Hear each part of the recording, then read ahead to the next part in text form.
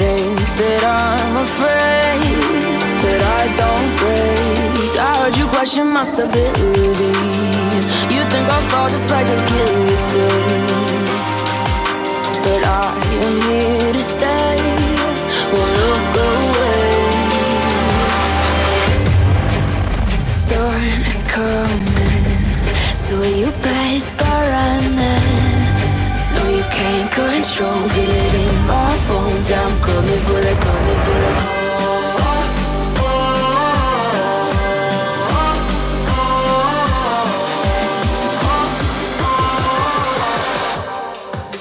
I'm coming for the throne.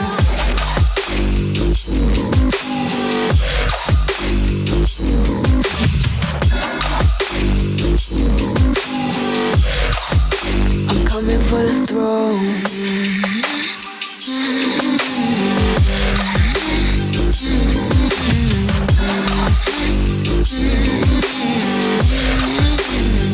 So you wanna be my enemy?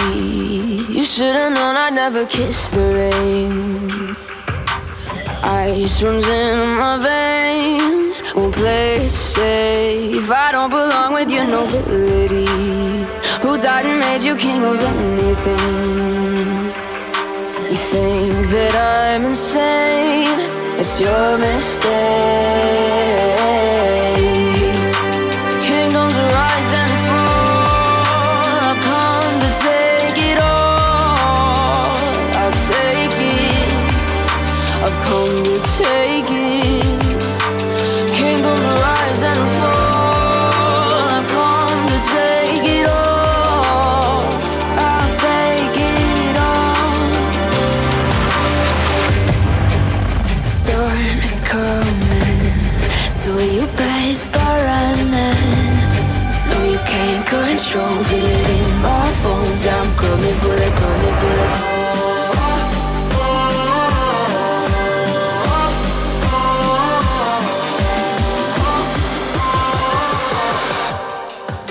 I'm coming for the throne.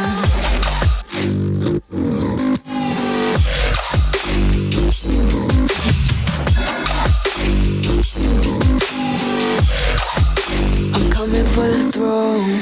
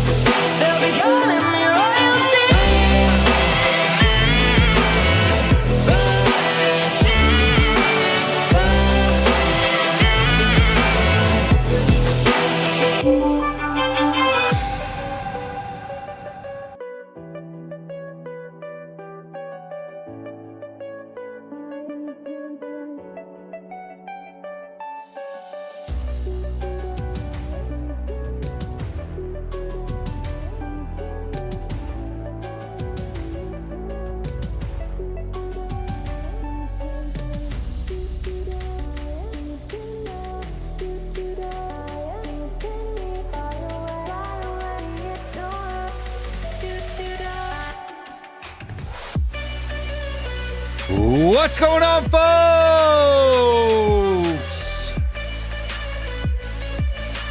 It's Will Stewart here with another late night THFCRants post-match show. We draw 2-2 at Brentford. And it was an alright game, if I do say so myself. It wasn't great. It wasn't bad. Could have been worse. Could have been better. But yeah.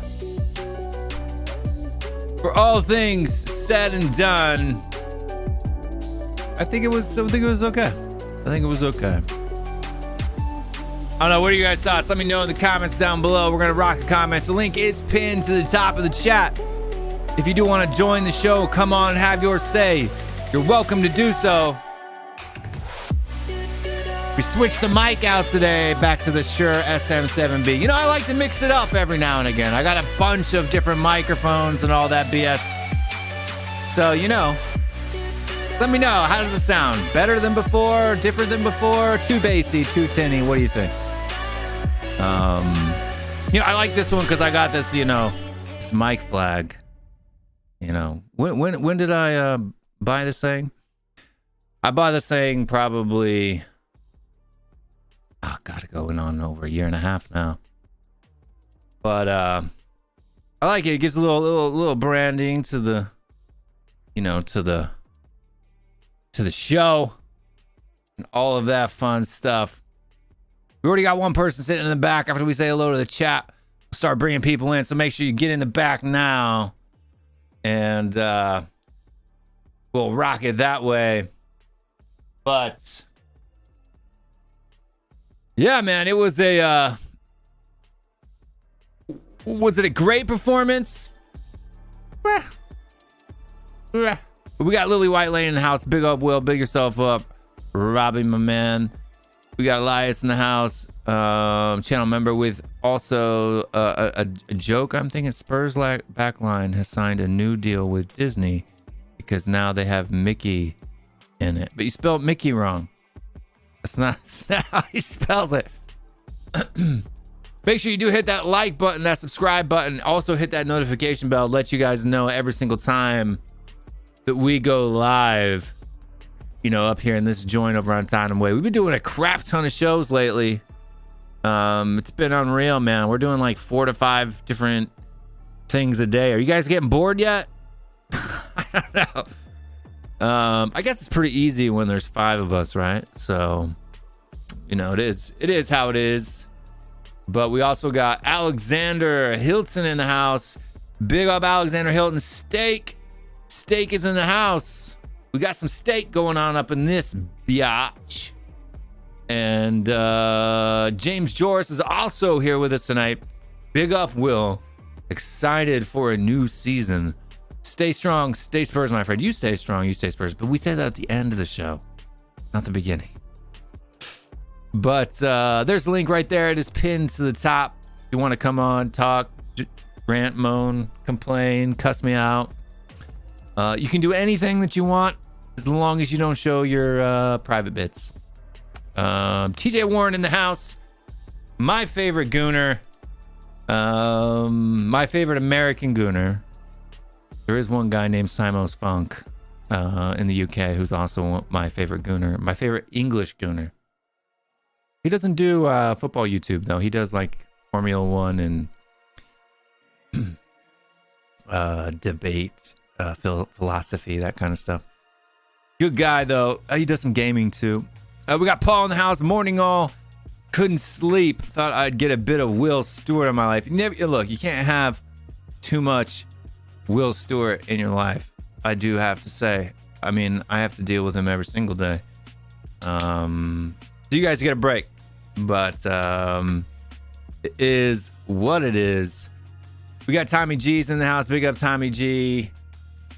WillStewartTHFCRants versus Henry Wright. Computer, TV. I don't know what that means. But Henry's a good guy. Elias Krishan's in the house. Will, I won't be coming on the show today as I'm starting work in a new place. It's all good, my man. It's all good. You know, when you're able, you're able. And when you're not, you're not. No competition. Best THFC post-match show on YouTube. Well, thank you very much. I appreciate it. I think it's unique, you know. But yeah. Who else we got? TB's in the house. Let's go Spurs Nation. Best football stream for the worst Premier League team. Let's hear it for them. Thank you very much. I don't think we're the worst. We're not at the bottom of the table. Roy Park in the house. Please inform the fan base to calm down about Sonny's performance. He's still not fully fit.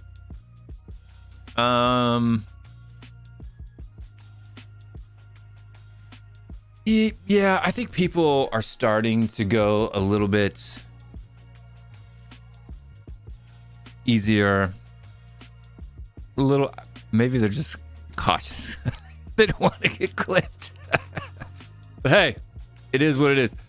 Sleaze in the house. Big up, my man. Best production in the business. Thank you, man. I do. I try really hard to make it, you know, what do you call it? Professional, you know, all that good stuff. We got Tottenham Spurs. Big up Will and the chat. Big up yourself, my man. Ron Vignac, who'd you choose, Royal or Richie? For what? As a bodyguard? What are we choosing? They can play completely different positions. Mike still makes you sound American. I'll have to work on that. I wish there was like a British, you know, button where I could just push the button and make myself sound British. But there's not, unfortunately. Maybe not yet. Maybe with AI in the future.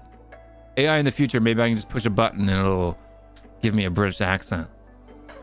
Or I can just start faking it like Dan THFC. Either way, it's so good. We got Graham in the house too. Big up, Graham. How's it going, my man? How's it going? And then we got, who else do we have that I haven't said hello to already? The Natural. Big up the Naturals in the house. Andy Lloyd. Dyer's on his way out. Big up Andy Lloyd. I hope so, man. I hope so. Especially if that mutiny stuff is true. He needs to get out of the club right a bit. We got Ron in the house. My name is Jeff. Big up, Ron.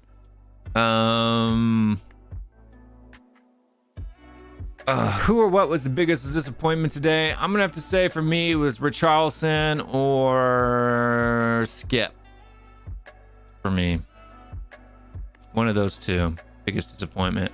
Beyond 72. I thought Stell was a bit harsh in the comments on Savage channel earlier, so I thought it was a fake account. I don't know. I don't watch Savage channel regularly. Usually only if somebody tips me off to something. But yeah, I don't know what's Stell said. I don't think it was a fake. It could have been a fake account. There's a lot of those going around these days. So should play Son as the number 9. Solomon on the left bench. Richie. What? Are you got a mouthful of steak or something? Steak? You can't tie it.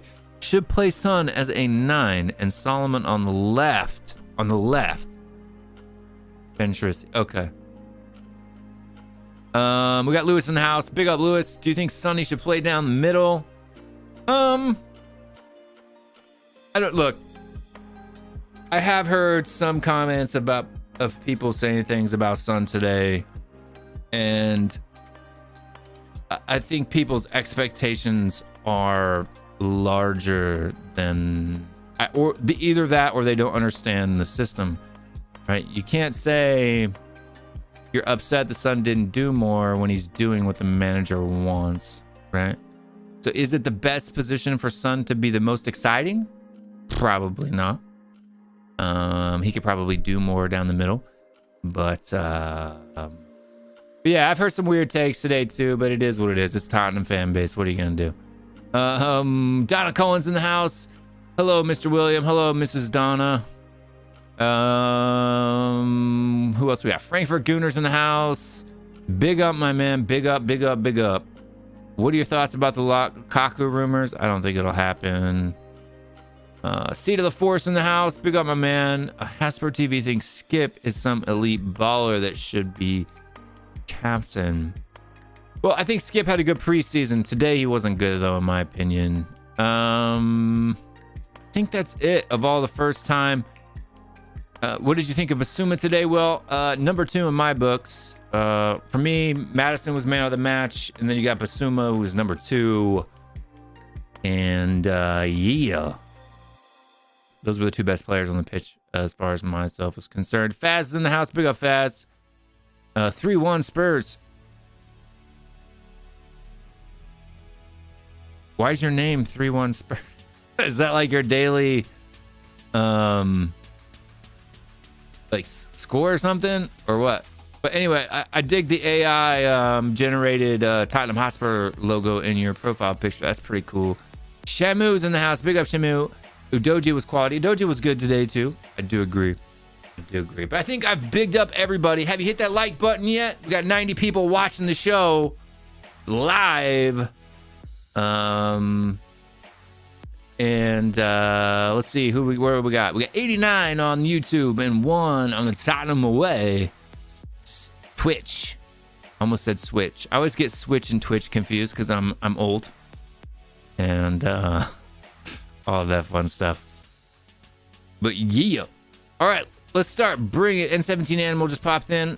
Good old school Animal playing the drums there. Beat yourself up. No, I'll keep that comment to myself. I just had a thought hit me in my head, but I should probably keep it to myself. Rob Wallace, Shamu, are you happy with the start of the season? Oh, that's not to me, that's to Shamu. Big up everybody else. So let's start bringing in the guests. And we'll start now with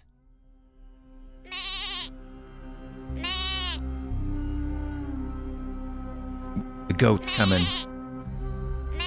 The goat. The goat. The greatest of all time. What's another thing I can say goat means? I don't know. I can't think of anything off the top of my head. Go and doesn't work. And starts with an A. Damn it. Anyway, everybody show your love for Datrix Kine.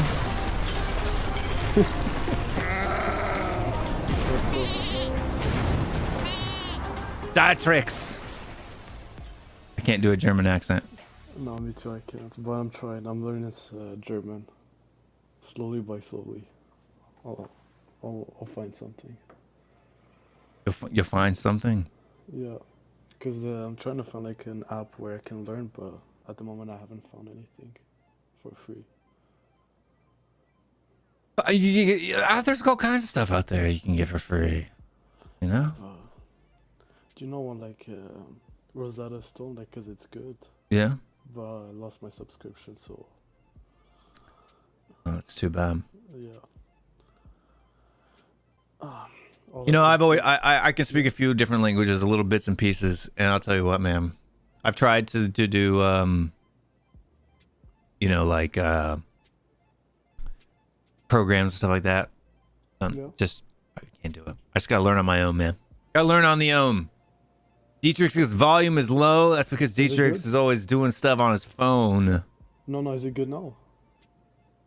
Yeah, but you got a lot of background noise. How about now? Is it better? It's a little bit. I turned you all the way up, bro. Wait. Now? How about now? How about now? That's better. I got rid of the background noise. So that, at least that's something. I'd rather your voice be quiet and it's not snowing outside. Wait, can I change that? Wait. Is it better now? Yeah. I mean, Okay. It sounds the same in my ears, but Okay, the background noise is gone. So okay, that's good. it may make you sound clearer. Okay, that's good. That's perfect. Awesome. But let's bring in the next guest of the night.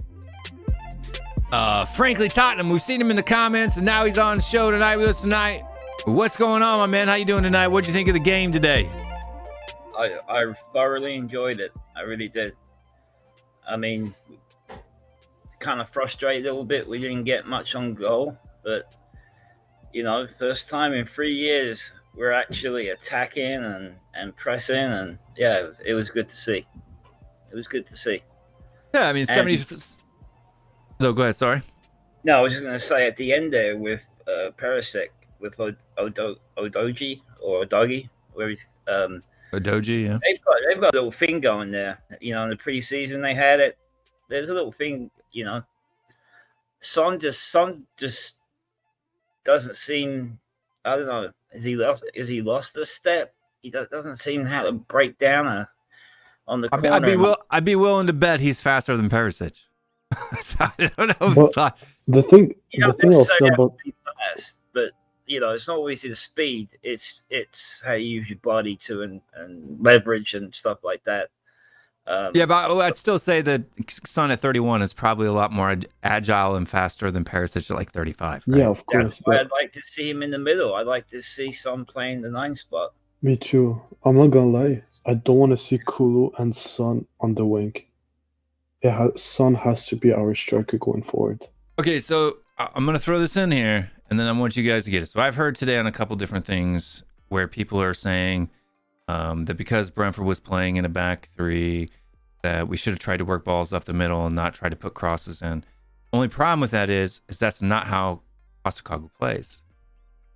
Right? So right. Postecoglou is very stubborn on his tactics, and so if he wants balls coming into the box, balls are going to come into the box.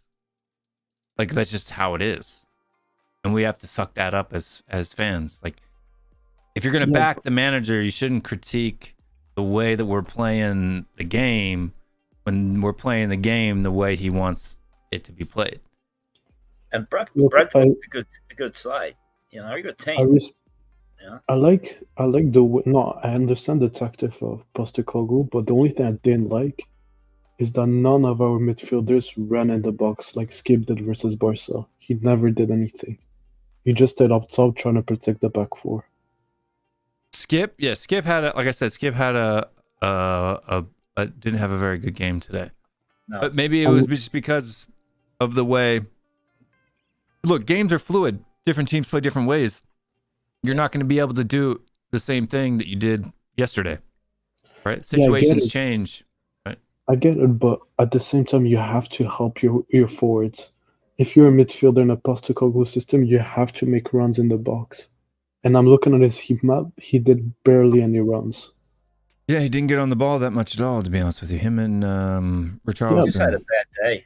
Skippy had a bad day. But when you put your fullbacks in midfield, inverted in midfield, then your midfielders don't make any runs, then what's the point?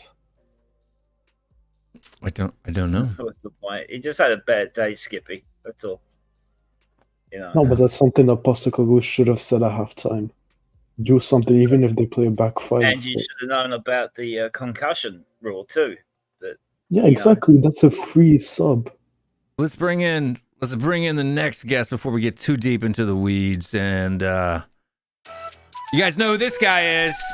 As soon as you hear those flutes, you should immediately know who's coming on next. Just like with the GOAT. Everybody in the comments, show your love. For the man who never sleeps, Stelios is in the house. Oh no, not that racist. Oh no, not him. What's going on, Mr. Stelioso, today? I've only come on to abuse that fraud, Dietrich's. The only reason I'm here. Just give him lots of abuse. I'm good, man. Give me any abuse. I lost the final yesterday. Don't give me any abuse, please. You lost the final. Yeah, yesterday. I guess. You talking about Harry Kane, dude? You barely played. You barely played because you're a fraud. Yeah, like So Beyond 72 said that in Savage chat, I was a bit harsh, but I wasn't. It's all See, snowflakes. this man. happened. Well, listen, I like Beyond 72, but this is what happens, okay? And it happened during the watch along. I said a lot of things, but people focus on the stuff they don't want to hear and inflate it and ignore all the things that I say, which are what people would call positive or good stuff, right? And they cherry pick the stuff they don't want to hear. And one thing that I said was that the second half, for me, just watching the second half was no different to last season. I was bored. I was bored watching that second half. After the first 10 minutes of the second half, sideways, sideways, sideways, sideways. Nothing was being created. Nobody was taking a risk. Nobody was taking on a player. Yeah, we controlled the game. We had all the possession.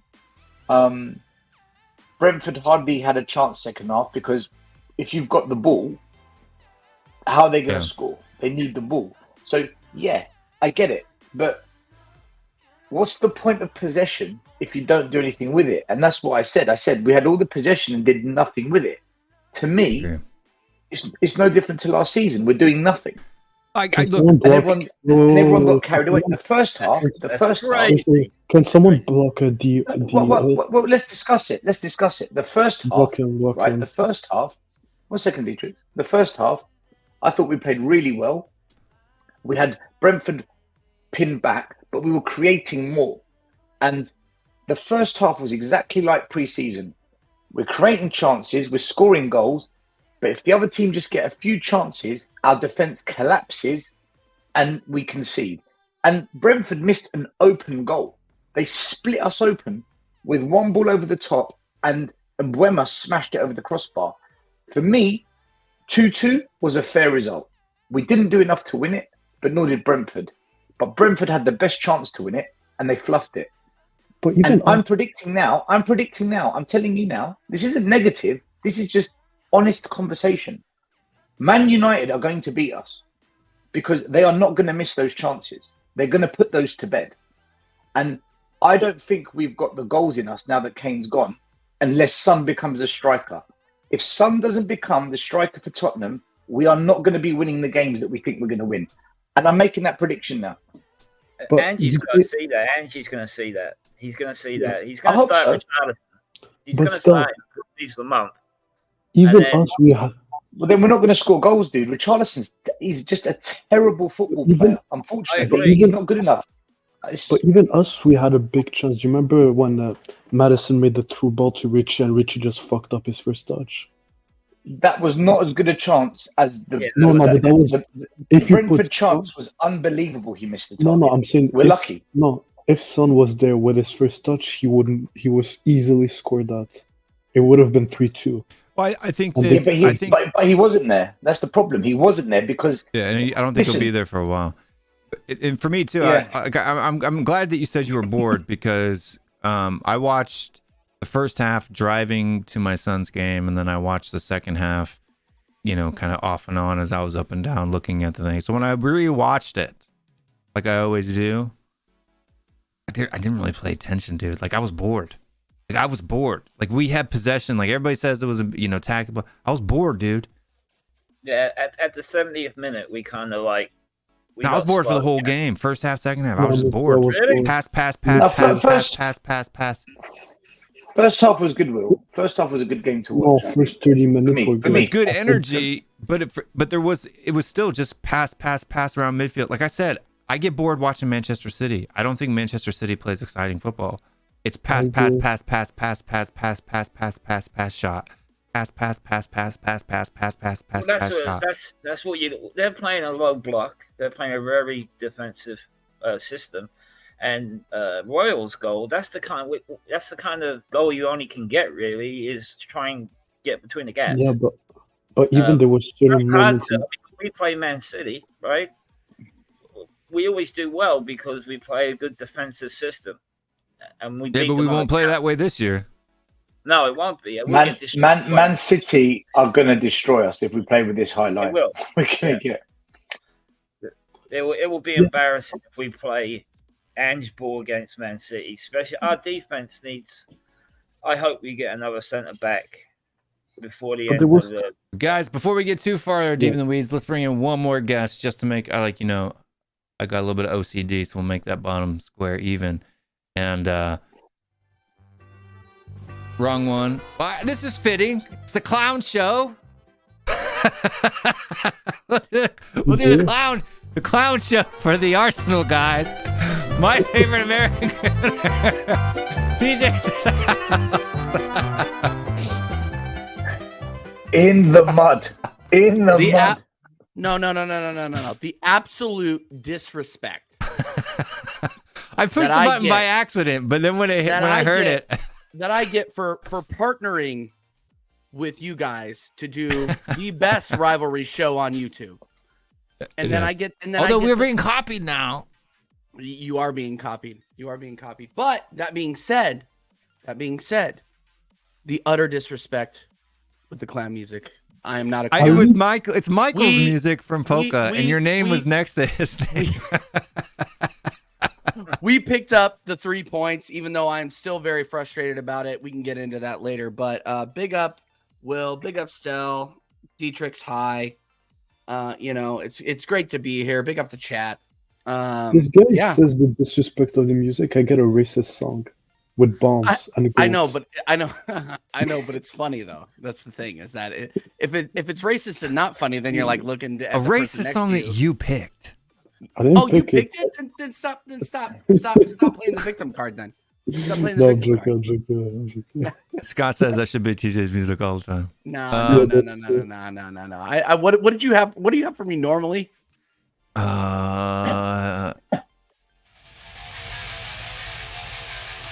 all right. What genre do you want me to pick? You find something a little more pop punky. That's kind of what pop punk. What I was in. Yeah, that's kind of what I was in. But yeah, no. But yeah. So we talking about the. Are you going? Are you going to do another one? Not right. Just give me a few seconds. I got to bring it up. No problem. But Stell, I think that Son needs to be playing up the middle. If you guys want to score goals, I think you guys need to be playing up the middle. What do you think? I know. Richarlison is an absolute, I'm glad that he does the proo thing, because he is an absolute pigeon. He is horrible. I'm happy to see it, but he is horrible.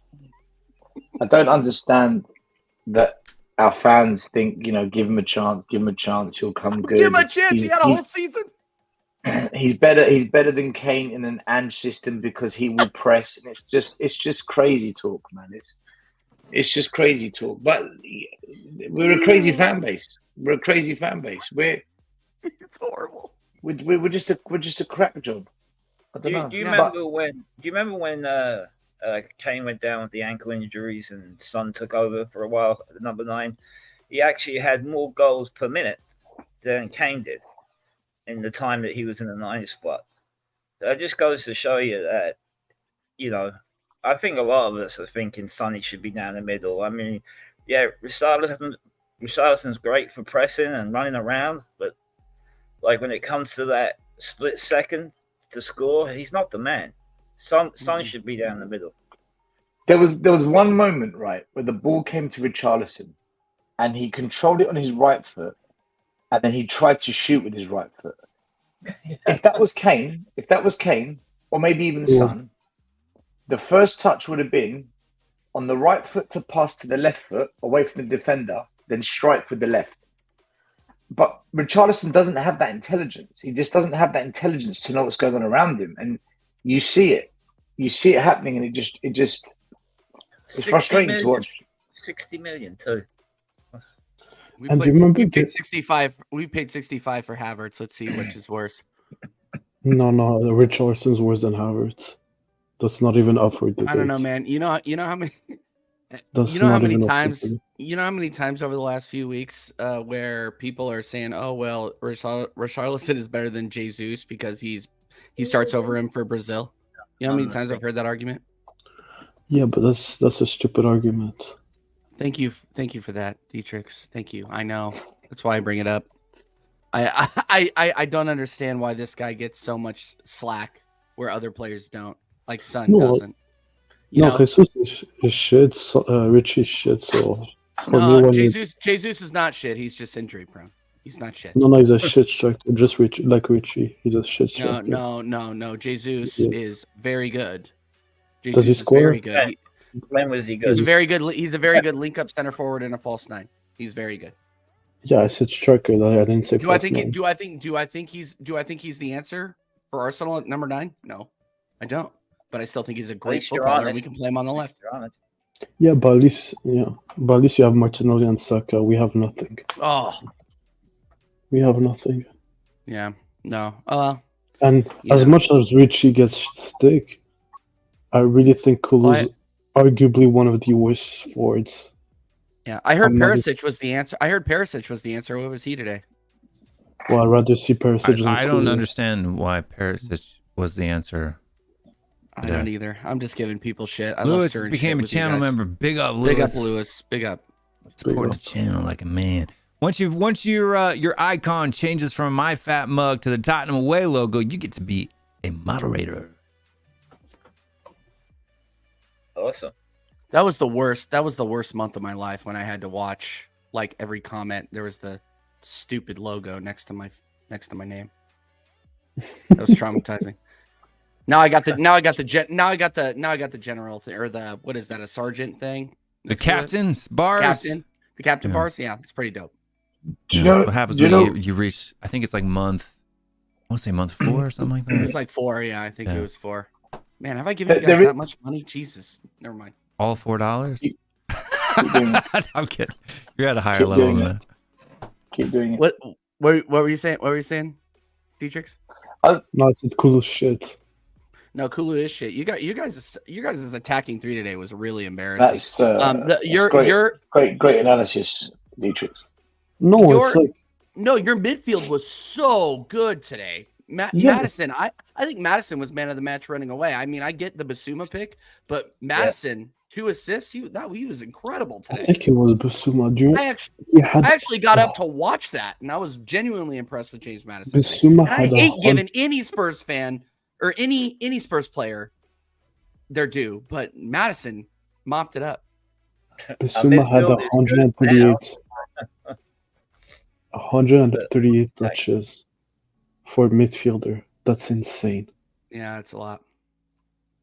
And he had 92% pass accuracy. I don't know how he didn't go for 100 million like I say though. He is one of the best DMs in the league. Arguably top 3. He's good. But I just can't believe, I mean, I don't know how far you guys want to go into this, but I just cannot believe Caicedo went for as expensive as he did. The market's out of control. Has he gone? Has he been signed? It's official. Chelsea. 100 what was it? million. Yep. Insane. Really? Caicedo. It's insane. Chelsea. Yeah. How much did they pay? 115 million. 100. More than Jude Bellingham. More than Declan Rice. Ben White is better than Declan Rice. Ben White, Bissouma, Trossard, the long-haired guy that used to play at wing back, and Caicedo. Brighton have made almost £300 million in about 2 years in player sales. Yeah. And how much do they spend buying these players? About 50.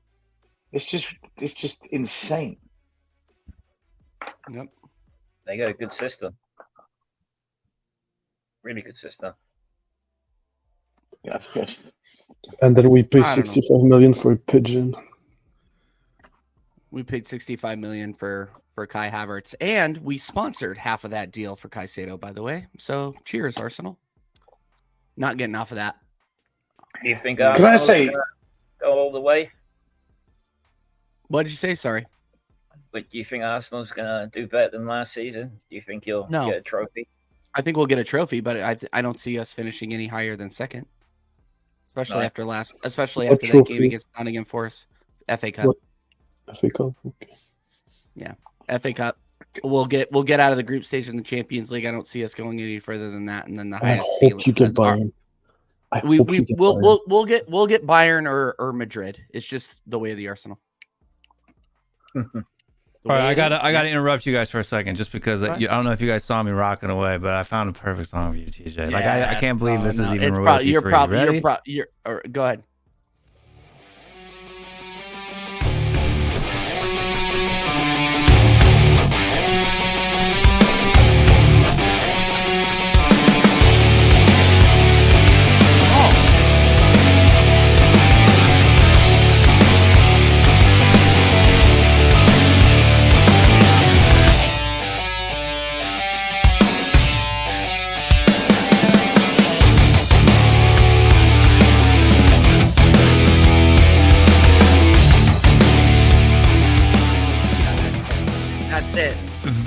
Very early 2000 Blink-182 on that one there. Yeah, well, that reminded me of like 4 Years Strong, because the bridge has a halftime breakdown. It's good. Yeah, it's really good. Do you know what? There's days when I sit there and I think all these members and subscribers and viewers, like, why do they actually watch us?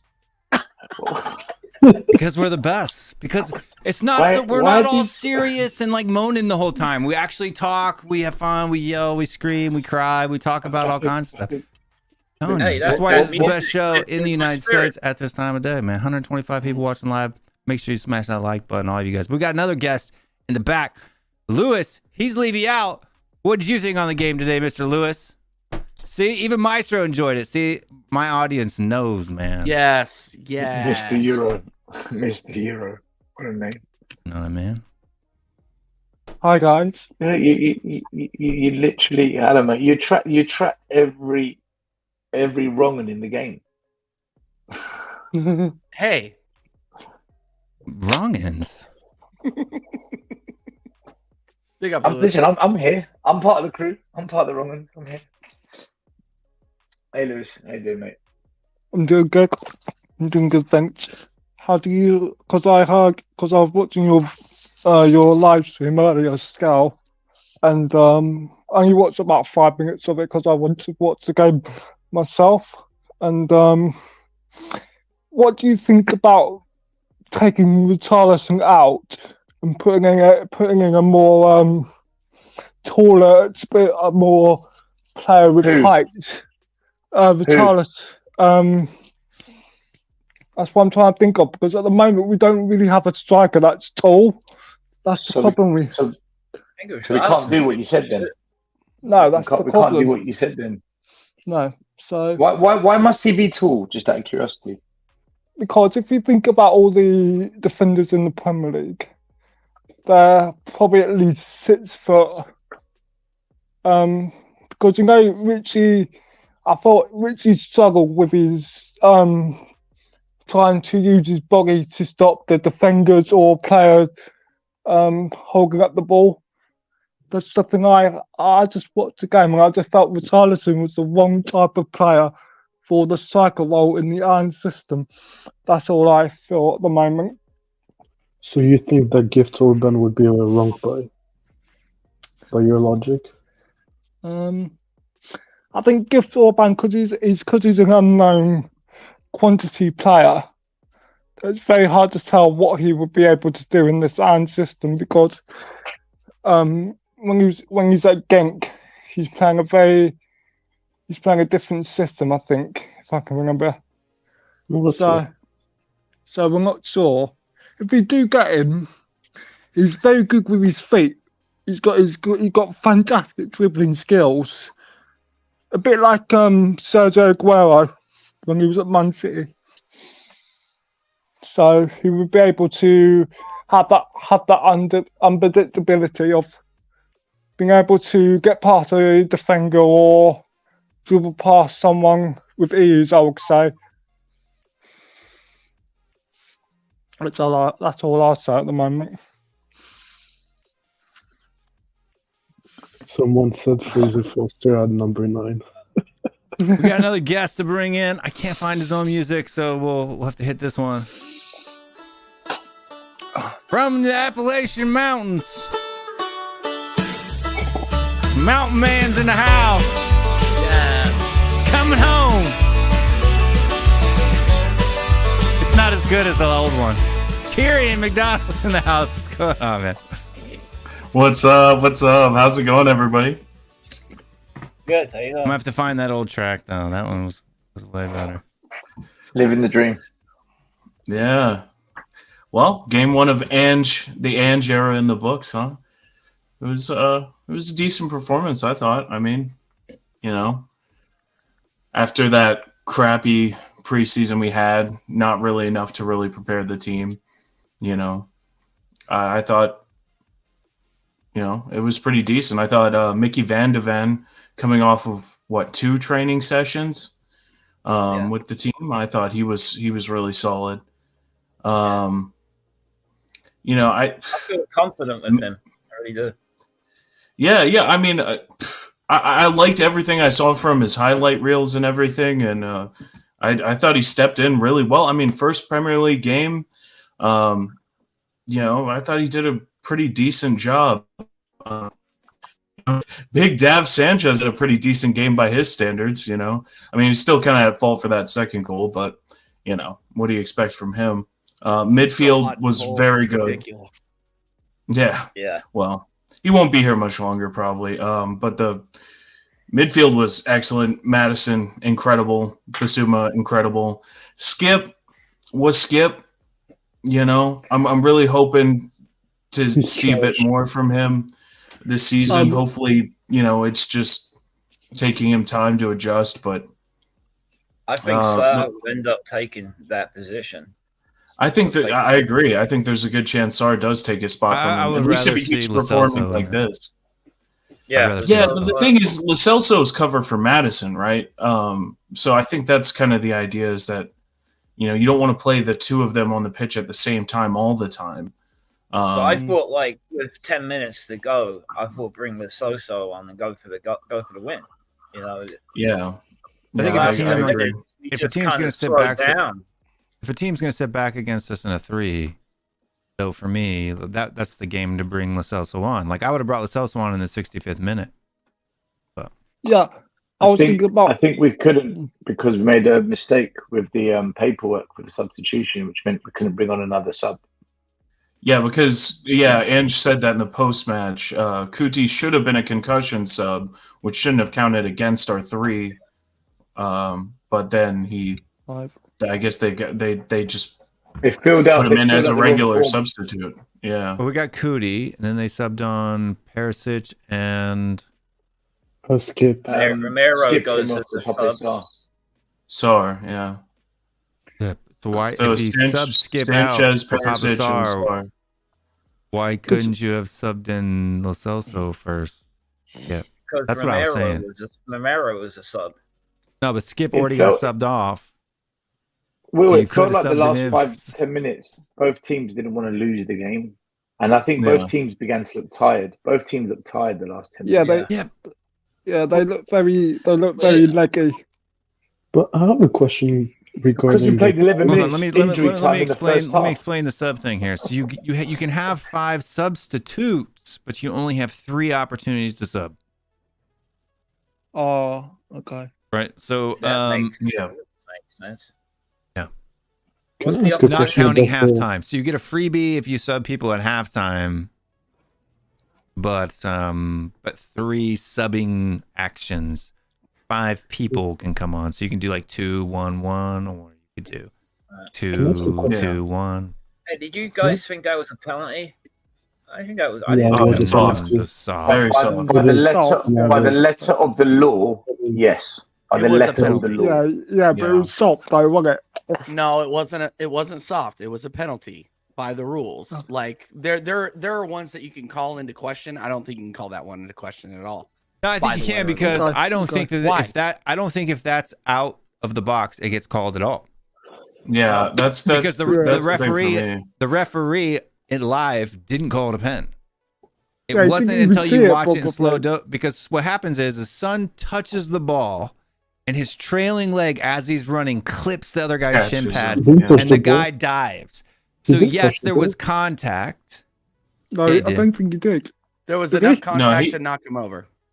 His first foot touched the ball. Well, he did no. Over. It was a dive. He fell on the floor. It was not a dive. It was totally a dive. He jumped It was in a the air. dive. He fell on the floor. You guys are playing the whole. No. Imagine this guy in an Listen. underwear shirt. Imagine this guy in an Listen. underwear shirt. If you make Read contact from that opinion. if you make contact in the box and you don't get the ball, they're always going to give it a penalty now. Yeah, Thank you, I mean, it is. It is. One minute. Do I agree with the rule and do I agree with the law? No, I think it's crazy. I think it's an insane rule. But Stupid. But the referee can only apply the law. Of the Yeah, but game. it's supposed to be clear That's and what- obvious. VAR is only supposed to come into play when it's clear and obvious. Well, it is clear That's and obvious. different. I don't That- think that- that's clear that- and obvious. But he touched him, so it's clear and obvious. This rule of when VAR intervenes or not is inconsistent, and that inconsistency makes people say things like it's not a Every penalty. commentator I've seen has said it was super soft. No, It it's was just soft. the Listen, I'm a reaction Spurs to the fan. people I'm a that Spurs fan, and I'm saying it because I've seen enough of the last 2 years. I mean, it was a to pen know. because it was a pen, but I'm saying it was soft. No, but by the letter of the law, it wasn't soft. It was By the letter of law, you don't even have to touch. Even if you touch the ball, it could be a foul. If you want to argue the rules, Yeah, but not right, not if you wanna- not in the box though. Yeah, Go in the ahead. box. if you want to argue the rules, argue why we got given 5 or 6 yellow cards, and when Brentford did the same shit, they only got 1 or 2 yellow cards. Now that's an argument we can have. Exactly. About the rules. Still. Yeah, Exactly. yeah. of That's an course, argument yeah. we can. But this penalty thing is sad. But Yeah, that's but- how soft and weak the game is now. The When game is for someone- pansies. The game is for pansies now. It's not for strong. When some But I make gotta- contact, Yeah, make contact with the shin pad, okay, the player's momentum was still going forward, and then he went down. He had full What? momentum. The rules don't care about that. The rules don't Yeah, care what- about that, dude. This is the problem. The rules don't apply common sense. There's no common sense in the rules. That's why I don't Sure, like it the is. rules. It comes down to the discretion of the referee. Scal. No, because VAR told him to go No, look at it VAR again. took over. Yeah, but even when he goes and looks at it, it's up to his discretion whether he thinks And he it's a took a penalty or long not. time looking at it. and he, And took, he saw- and he and took he a look saw at it some- and saw contact in the box. The guy went down. Pen. Yeah, but even the Scal. referee took a while looking at it on the screen. Yeah, we had 11 Never minutes. looked at it. Yeah, he did. He did. He went over. He looked at it. He He took went a over and while. looked at it. Okay, I didn't. Why see did that it take first. Yeah. him so long? Why did it take him so long to look at the swing? It took them about 42 minutes. When is VAR ever quick? When is it ever Yeah. quick? It's always. Well, I mean, looking because it long. was very like even the announcers, if you're watching Peacock, at least they were even saying, this is maybe in trouble, but if he is, it's super soft. Like, it may go, may not go. Like even they were. Well, Even- as soon as it happened, go to the watch along. I said this is going to be a pen. They're 100% going to give You're it. I 100% knew they were going to correct. give it. I knew they were going And to give that's it going to be because a penalty. This season's going to be. Just everyone's going to be upset. You're right. No, You're but- right about that. You're Yeah. right about I that. So agree. come I over agree. to my channel in 3 weeks when it happens to Arsenal, and I'm going to be losing my You mind know about it. what's the But best- it happened. Because That's not even close to the worst penalty we'll see given this season. 100%. We know that. We gotta Like, wait. And honestly, this first week wasn't that controversial. If we're Yeah. really thinking about it, I mean, obviously you got Man United tomorrow playing Wolves, but that'll be a runaway game. But that was Listen, this first week. What really wasn't in that 4 weeks' controversial. time. In 4 weeks' time, whoever we're playing, when someone accidentally brushes the knee of Richarlison and Richarlison goes down like his world ended, and we get a penalty, we're going to be. Well, it's a penalty. I mean, look, it's a penalty. Yeah. Yeah. you know who's honestly, going to do it. Stell, Right? Stell, You know I don't Richarlison's going to watch sell one, football like that. Still, I don't want to watch football like that. and nor do I. But this is the Yeah. modern game. It is what is it? Season 4, season 5 of VAR? You'd Well, think they'd be a little farther along by now in terms of making these decisions quick. Getting them right. Even the offside took forever to make a decision. Yeah. The Oh my offside. god. Like they How long said does it's it gonna take be to call an AI. offside? This is going to be AI generated. Now it takes forever to freaking call an offside. I mean, and there was an offside in the Chelsea-Liverpool game that also took forever for them to make a decision on. It's just like, come Yeah, the on. Ben Chilwell goal. Yeah. 11 minutes added on for just offside and a penalty. 11 Which wasn't minutes. even close to an offside under the new rule, by the way. I don't know why they had to look at that. I don't know. I don't know. We knew that was a I goal.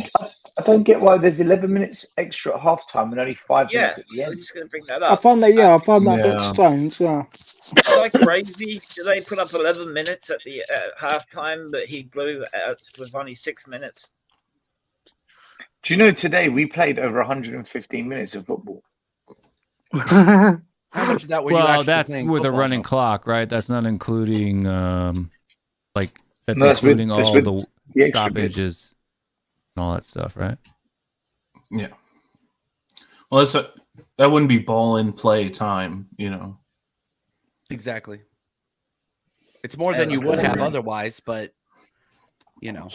One of the things I actually wanted to come on and talk about is I've heard a few people mention it, playing Sonny through the middle. And I've been saying this, basically all summer, because I've been confident from the start of the summer that Kane was gone. And, as soon as the Bayern leaks came through, even with all the back and forth and everything, the whole time I've been like, oh yeah, he's going. It's just a matter of time. Eventually they'll stump up the money because they need a striker so bad. And he's there, So anyway, yeah. Is everybody on the same page Oh with that? crap! Does I everybody forgot you were agree that back we there. should My play bad. Son as a striker? Absolutely. Let's bring in. Yeah, Day. we spoke about it earlier. Let's bring in De La Son down the middle. Spurs is in the Yes. house, folks. My guy. Hey, Villa Spurs. What'd you What think a of the name. game Best today? name on YouTube. Best name on YouTube. Villa Spurs. Yeah, I mean, I thought it was a good showing for the first game out under Ange. I thought there was a lot of good play, especially in the second half. Again, I think the consistent issues with the team is the defense. I think there was just some goals we were just getting cooked on. That penalty. Listen, man, it is what it is. Speaking of that, let's take a quick. You guys talking about it. Let's take a quick glance at this here. Right. So I guess Son's left foot doesn't touch the ball, but watch, he clips him and watch, he takes like 3 steps before he falls down. Exactly. Right. He's standing there But he's turning, falling backwards, plants Will. his He's left falling- foot. No, he plants his He's left falling foot. backwards. He plants his No, left he's foot going forward. He's got momentum. and falls down. Play it at speed, Will. I can't play it at speed. Well, then you're not going to be able to get the full context. Then go back and watch it. There literally was momentum there. Playing it at half speed or a fourth of speed isn't going to tell the story. That's how they do it for All right. VAR.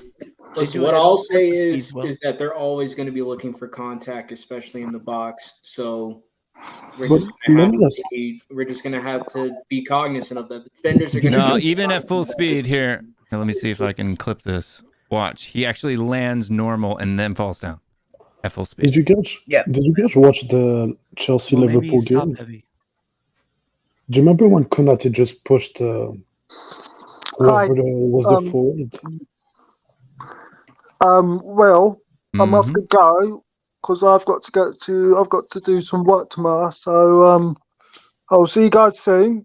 Hope you have a good week. We'll speak soon. All right, mate. Thanks for coming on. Appreciate it. Big up. No worries. Take See care, ya. Later, Lewis. Thanks for becoming a member too. We appreciate it, my man. You see how no one wants to listen to Dietrich? Let's see if we can. As soon as Dietrich I spoke, said it's fine. it's just like, shut up. Just shut up. It's fine. It's fine. I'll just shut Then up. there was 6. All right, so let's just real quickly watch this here at full I'm gonna speed. go in 5 See minutes. plants I'm and then gonna go in falls. 5. Total flop. Yeah. Play it one more time. One more time.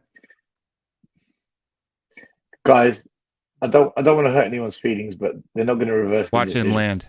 See, and then he falls. Yeah, down. no, that was a pen. Sorry, I'm not. it is what it is. Yeah. I mean, it was a pen because they gave it as a pen. There's no doubt about that. I mean, the game's already done. I think it But was it's ruled soft as hell. correctly by the rules. We can argue Who if it's just dropped soft or off? hard or whatever. Mountain Man. Oh, Kieran. Oh no. Yeah, he'll be back. I'm sure. He was roboting there for a little bit, but But yeah, it was definitely a softie. All season, we're just going to have teams now, when someone's got the ball in the box, are basically just going to shadow. You know, they'll be too afraid to, you know, put in a tackle or a bit of a lunge or something. You know? Could I ask you guys about Chicken Royale? Because a lot of people tonight on their shows were bigging him up and saying, you know, what a turnaround. He was so great, so good. If you take away the goal he scored, which, by the way, was a very, very good goal, right? Credit to him. It was he got it spot on. The strike, head over the ball, technique, put it in the bottom corner. Well done. But as a defensive display, I thought he was dog shit. Like, he lost every one-on-one race that he got into, and he just failed to even make a professional foul to stop the play. You know? I don't get it. I don't understand the hype on this guy. And all I ever get told is, you just hate him. All you do is shit on Emerson. I'm like, yeah, because he's not good. I don't understand. But is it me? Am I just a hater? He's better than what he was. You're a hater. I mean, what would you rate him out of 10 today, Stel? We scored a goal, so you can't give him low, can you? Because without his goal, we lose the game. So. With the goal, I give him a 7 out of 10. Without the goal, 4, 5. I mean, we're gonna look at the numbers a little bit here. But I'd really like to look at the numbers, because I thought he was shocking other than the goal. I thought he was brutal. Oh, he did do. By the way, someone in the comments says, well done. They've reminded me. In the most pointless place on the pitch, where it had no relevance, he did a no-look reverse nutmeg, which was a sensational piece of showboating. This level of skill was insane, but it was why? Why did you need? If it doesn't lead to anything, what does it matter? See, I don't think the numbers are that bad. So SofaScore gave him here. I'll put it up on here. It was a great bit of skill, though. It was crazy skill, actually. I don't even know why he did it. So SofaScore gave him a 7.6. Yeah, it's hard to see. No. See. This is rigged, man. That's rigged. It's not. For what? It's not For rigged. what? 7.6 for what? You'll see it. I'll pull it up. Didn't he get beat on the goal though? Wasn't that him that got? Yeah, he got a goal, but other than that too, he got beat on the open goal that they missed as well. He had 3 clearances. He had 1 tackle. He got dribble passed twice. So those are the negative things that you're looking at. That one that he got beat for the own goal, the one that came off Vanderbilt's foot. But those dribbles, Will, one of them led to a goal, another one led to what should have been a goal, but they missed an open goal. So right. So those hold two on. dribbles. This is what I'm saying. So on SofaScore, for every bad thing you do, your score gets chopped down. For every good thing you do, your score gets chopped up. Right? One bad thing doesn't outweigh 10 good things in SofaScore. Right? They don't care about the other things. Well, I'll show you. There's quite a few things that good things that he did. He was 8 for 3 on his ground duels. That's not so great. Possession loss 14 is actually pretty low for the amount of touches that he had. He had 134 touches with a 91% accurate passing accuracy out of 106 passes. He had 2 crosses, 3 for 1 long balls, a shot on target, and the goal. And then he was 1 for 3 out of his dribble attempts.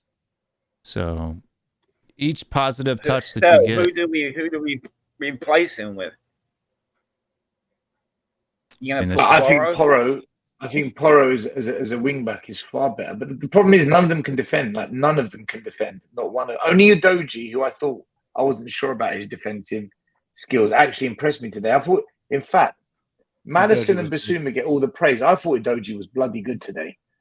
You know, but no one on the right side can defend. Emerson can't defend. Porro can't defend. Jed Spence, I don't even know who that is. I think Porro was brought in mind with Conte, right? And we're stuck with a right back that's basically a wing back. You know, I think he's going to become a winger eventually. I mean, Kulu's not looking too hot. He hasn't looked hot for a long time. So that right side needs fixing. I don't know, man. I was listening to podcasts tonight and they were saying he was superb. Oh my God, I just love him. His progression is sensational from what he was. I'm like, yeah, but if you start as shit and you upgrade to piss, you're still not good. You know, it's one like match. It's one match. He Yeah, made one good tackle. Without the goal, he probably would have had, like, on Sofa score, if you're looking at the number of touches he had, because he had a crap ton of touches. 100 plus touches in a game. That's a lot. 134, I think. saying. That was, But if we want to get better, we're gonna need someone better than Royale, right?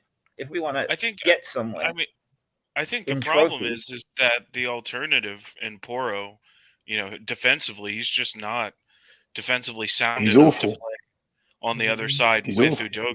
Yeah. When you have both two very attacking-minded fullbacks on the pitch at the same time, you know, that's a lot of pressure on your two center backs. And with Van de Ven being new to the Premier League and just a young player in general, and Romero being rash as he is, you know, it's really risky to play Porro and Udogie together.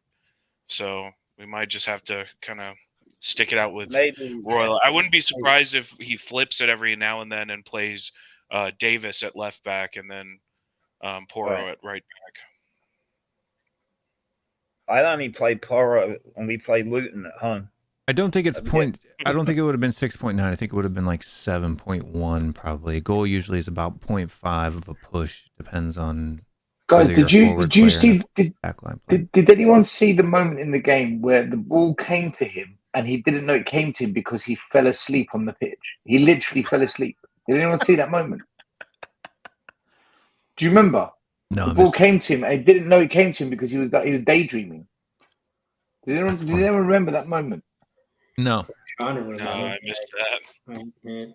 Go to the watch. Bring it, big boy, and remember. There you go. Yeah. Yeah. Is that you? That's you. That's absolutely you. That's me. Why? That's you How cooking. have you got a picture of me? It's your cooking. My barbecue. You're cooking. No.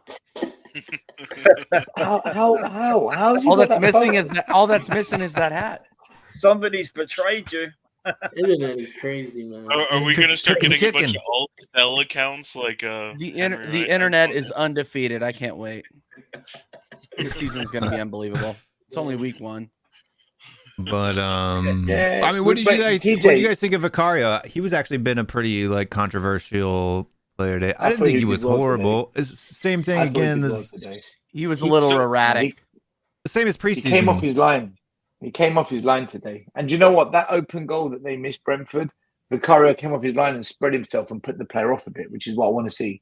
That was my criticism of him. My criticism of him, he did everything that I wanted to see today in terms of coming off his line. I thought he did all right. Yeah, his distribution's garbage, though.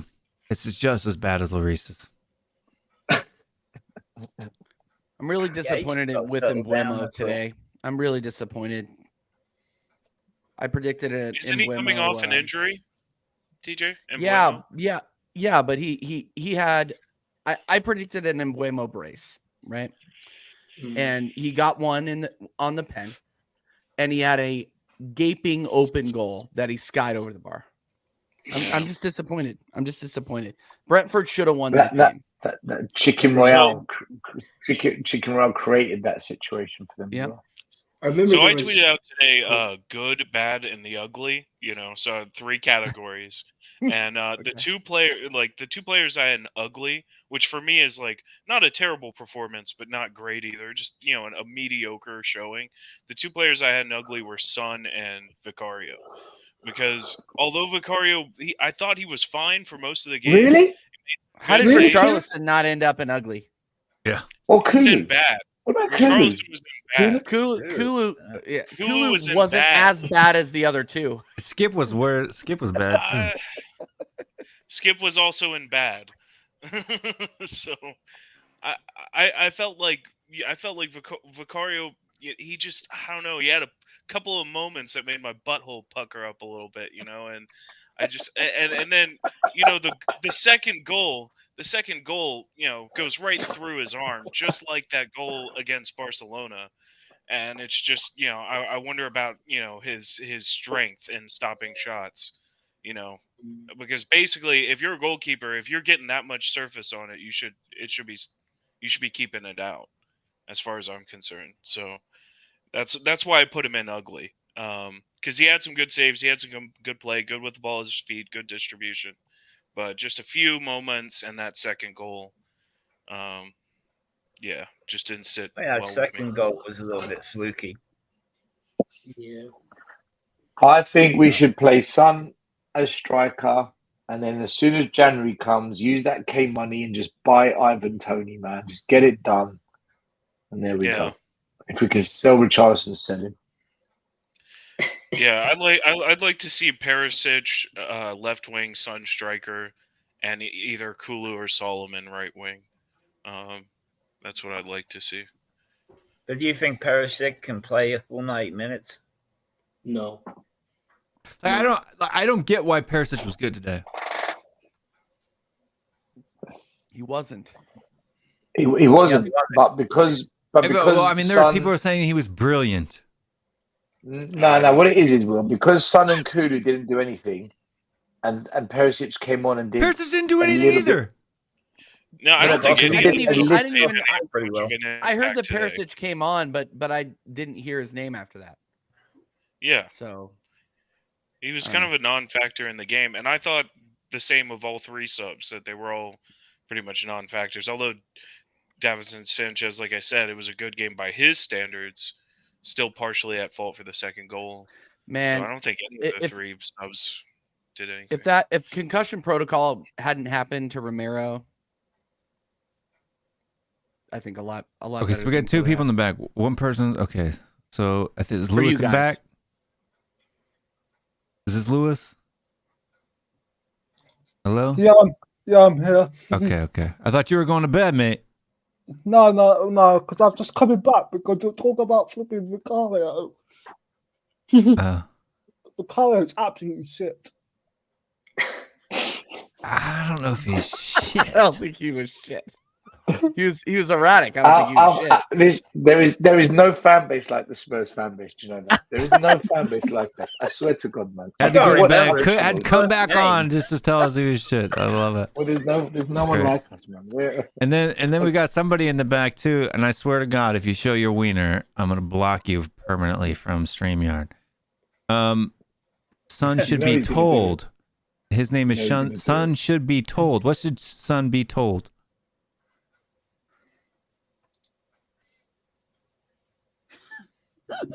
Thank you. I think that's supposed to say Son should be sold, but they screwed it up. Yeah. But S and T aren't even close to each other on the keyboard.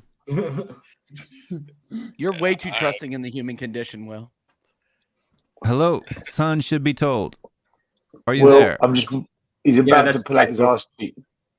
That's right. I got banned from studio on click, bro. As soon as I see that camera shift, I'm going boom. Hello. Can you hear us?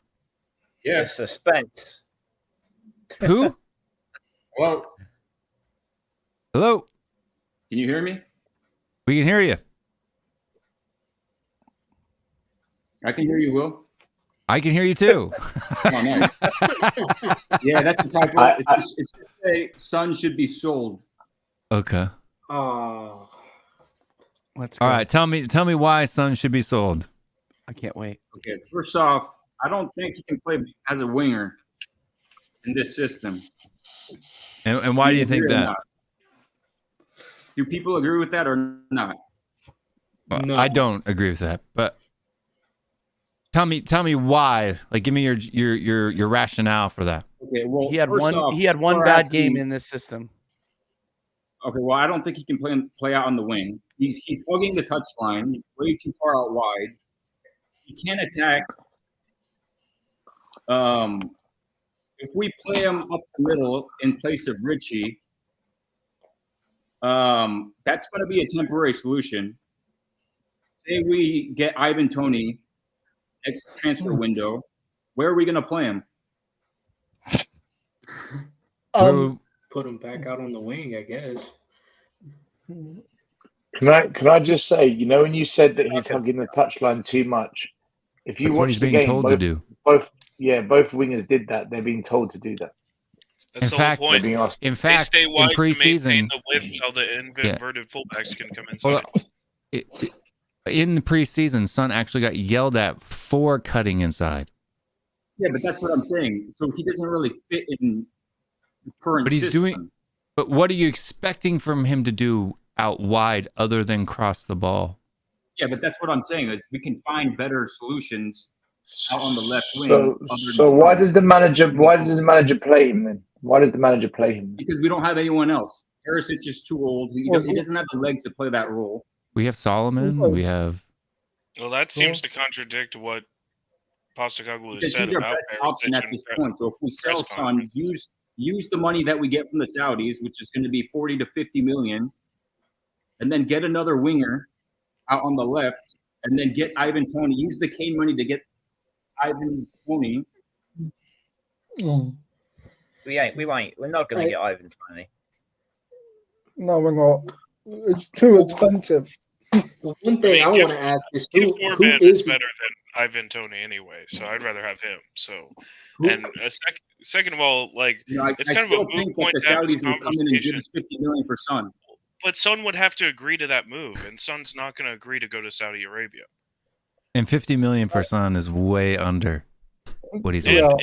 And regardless, his valuation to the club is more than Kane's was. Like, Son is more valuable to Spurs just in terms of marketing, merchandising, and all that stuff than he is as a football player. Like, Son will never be sold. Like, whether you like it or not, he's here till he retires. Like, that's just how it's going to be. But I want to ask you, who is, I guess, on the team right now currently? Who would be the person that would take Son's place? Solomon. Solomon would be the person. So you think Solomon is going to have more production than Son, than what we've seen already? You know what? Can I ask a dumb question? Sure, it's WillStewartTHFCRants show. Of course. Thank you so much. So full of dumb questions. When Son won the Golden Boot, where was he playing? Left. In the front two. That's just No. We were playing a 3-4-3. He was playing as the left wing, but it was an inverted winger rather than a touch. Yeah. Oh yeah, 3-4-3. Sorry. Okay. Like Yeah. So he was still mid, really. So he was still playing on the left, and not that first season. It wasn't attacking mid. It was a pure 3-4-3. Okay, no, and I'm honestly asking because I did not watch Spurs as much as I do currently, which I still question why I got up this morning. But has Manor Solomon ever given even the hint that he could have that kind of output? No, I think the most goals he's ever scored in the Premier League is like 5. Thank you. I'm pretty sure most of the goals he was just running with the ball in the midfield. It was like a long run. Yeah. So expecting Manor Solomon to ever reach the skill level or output of Son is just, I'm sorry. No, I don't agree that Solomon should be playing in Son's spot. I want Son to play the 9. Yeah. And then Solomon could play the left. Yeah, I would rather if Son's playing in the 9, I would rather Perisic. That's fine, there, but to suggest that Son should be sold, sorry, like you got 2 or 3 people. You got 2 or 3 people in line in front of him, in my opinion. No, that's just my opinion. I think Son should obviously still play. I think. Why are you saying he should be sold? Well, I think in the next transfer window, when we get Ivan Toney, someone like Ivan Toney to actually replace Kane. When you get Ivan Toney, you're not going to get Ivan Toney. Well, if we do, I mean, it's hypothetically, if we could get someone to replace Kane as a number 9. Sorry, 4 goals. Sell Son, use the 50 million or whatever to get a proper younger winger out on the left that can play in Postecoglou's system, and then rebuild from there. Why do you want to get rid of the people who've actually contributed to Tottenham being here? Like, why would you? We already got rid of Kane. Why do you want to sell Son next? Like, everybody else has done absolutely nothing. I don't see him. But you want to sell the 2 players who have pretty much kept us in the top 6. You don't see him playing out in the left wing, or you don't see him scoring 23 goals from the left wing. I don't see him being very effective for a couple of years under this system. Effective in hold on, but we have to be very specific here. Effective in what? I don't see him scoring more than 10 goals. Okay, but as a winger, that's what you would expect him to score in a good season. How many goals this song? What's goal on average? Maybe 4 or 5 so like assists. if you look under the Pochettino era when he played in the left as a left midfielder in a 4-2-3-1, which is technically what we're playing now, that's what he scored. 11, 12, 12. Yeah, It wasn't until we switched to counterattacking. Age as well. He's 31 years old. In a couple of years, he's 33. He's probably going to be out of the league. I don't think he'll be out of the league at 33. But We'll he probably may give not. him a He new may not contract. be. He may be slower at 33 then. But what I'm saying is your expectations. You're expecting him to do. Okay, so under Jose Mourinho, he played in a front two, right, with Harry Kane, and that's when he started scoring 15 goals, right? Or 17 goals. 17 and 23. Yeah, 15 and 17. And then under Conte in a 3-4-3 system where he was playing in a counterattacking system off the left-hand side where Kane was dropping deep and spraying balls in again, he scored 23.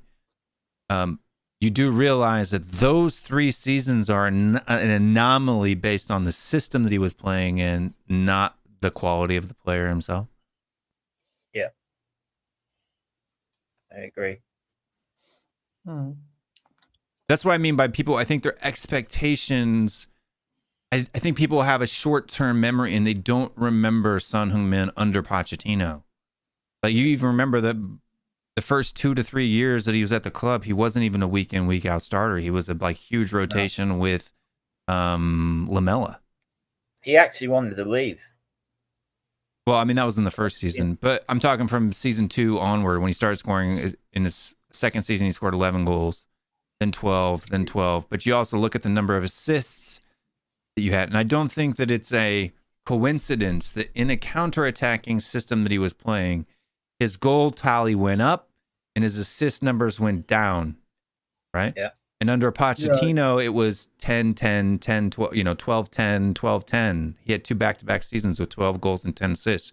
You're going to see Son with a lot more assists this season than he's had over the last 2 to 3 years. Which he's not going to hit 15 plus goals playing on that left-hand side. It's just not possible. The system isn't set up that way. Yeah, and if you look at all of Ange's previous, clubs, his previous managerial stints, you're not going to see anybody scoring 30 goals a season. The part of the way the system works in general is the goals are going to come from all over the place. So.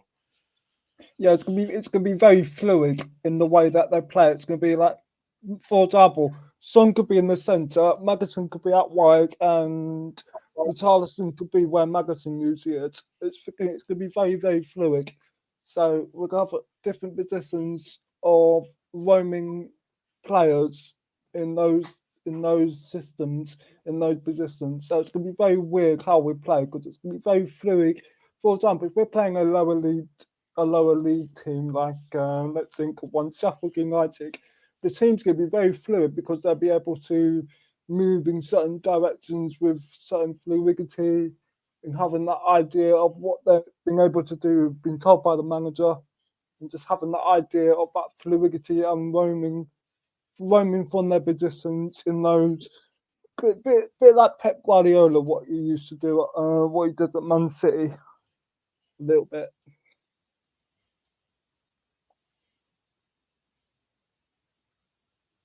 I just think people's expectations are a bit skewed, right? Like, I don't think Son should be out there on the wing all season. You're wasting his talent. Right, but I'm saying like go pull up like Jota from Celtic, right? So you had Kyogo who's playing through the middle, right? And he had like 27 goals in the league, right? And then you have like Jota who was playing on the left and he had 11 goals and 11 assists, right? And that's in where they're the best team in the league. They're pumping fire and everything. He had, 33 games. He played 33 You know what I mean? So the average, 75, 80 minutes per game. That's what you're going to see from Son, is about that 12, 10, 11, 11, 10, 12. That's what you should expect from Son this season. If you're expecting Son to score 15 plus goals, I think you have messed up. Well, the preseason and today showed me that Son is not going to do much hugging the left line. He's got to be allowed to cut in. He's got to be, he's got to be given freedom to cut in. And, how many beautiful goals have we seen Son score when he cuts in and shoots? He should be number 9. He's our best opportunity to score this season. Yeah, but like even Daisy and Miata on the right hand side, he only had that whole season 8 goals and 5 assists, right? So neither of the wingers really performed. But they're completely different players. Solid, really. Well, no, because it's a completely different system. Salah plays as an inverted winger, cutting inside into the box, right? He's not playing touchline, right? But I mean, just here, like if I throw this up on screen here, and let me zoom in so you guys can see what I'm talking about. But you want him to play. You said earlier you want him playing the 9th spot, right? I mean, I would prefer. I think that's where he's going to score the most goals. I don't think people will get off his case until Postecoglou puts him in the 9. But I'm not convinced Postecoglou is going to do that, right? Like, here. Unless things get really bad, like striker. Yeah. So here is this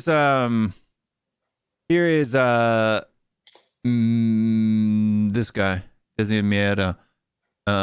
Look at his heat map here, right? Like it's right on that edge, right?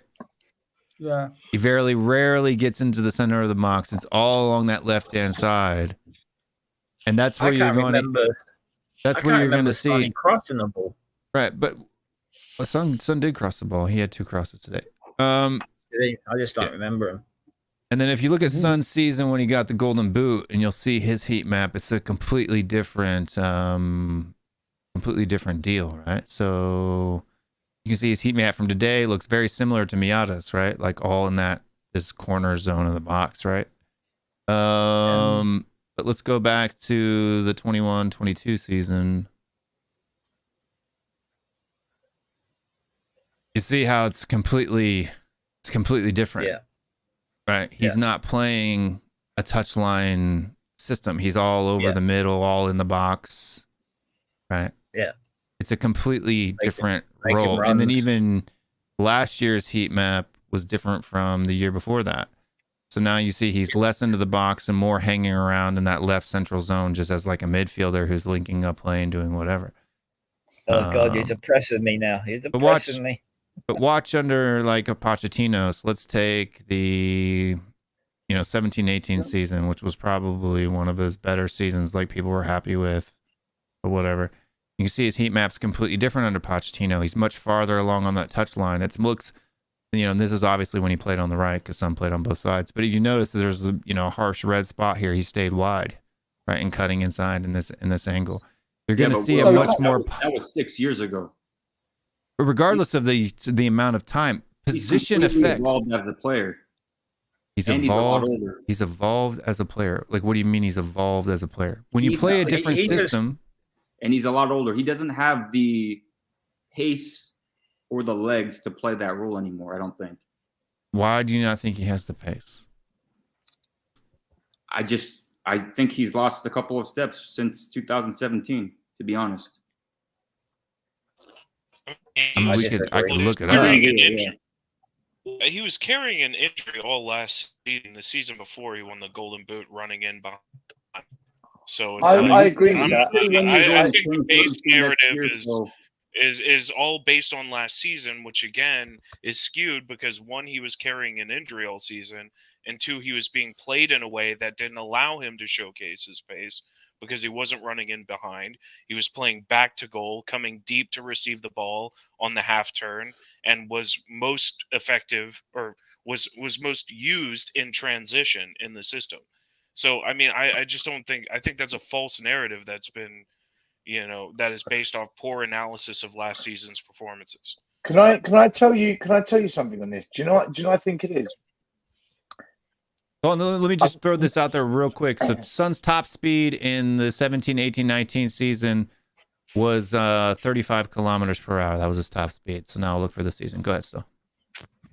I'm not going to say yes or no that he's lost pace or not. What I think that's how we interpret it when we see it. What I think has happened, the speed at which he makes decisions, that has slowed down a bit. I'll give you an example. The old Son, he wouldn't think twice, step over, try and beat a man, or go one way, go the other. Whereas now he's a little bit hesitant. I don't know what's holding him back, but because he's a bit slower to make a decision, we just think it's pace. And I don't think pace is the issue. It might be pace as well. But I've noticed with Son, it's almost like, I don't know whether it's a confidence thing or he's lost momentum, but he's not as decisive. He used to be so just do it. Whereas now he's kind of a bit, not standoffish, but he's 1 second slower up here. And I don't know why. I don't know why that's happened, but I don't know if you've seen that. But he does come across to me like he's a bit slow at making decisions. I think the jury's out. Really. I would agree with that. I think it's twofold, though. I think it's definitely tied to confidence, but also, again, last season, carrying an injury, when your body is limited, your mental decision making is also going to be limited. You're going to hesitate more. You're going to be less likely to make quick decisions because in the back of your mind, you're thinking and feeling your body going through the motions as you're doing it. I don't know. I just think, I don't think it's simple. But I think given time playing in a more attacking system, I think over the course of the next 10, 12 games, I think we'll start to see more of the old Son. You know the Ajax Academy, right? In the Ajax Academy, they work under a system called TIPS, TIPS. And T stands for technical, I stands for intelligence, P stands for personality, and S stands for speed. But not speed of play, speed of thought. So when they develop players, there's 4 key attributes they must get from the player. And one of them is speed of thought. And I think the S part of TIPS, Son is lacking a bit at the moment. Because he's got the technique. He's got the intelligence. He's got the personality. Otherwise, Ange wouldn't have made him captain.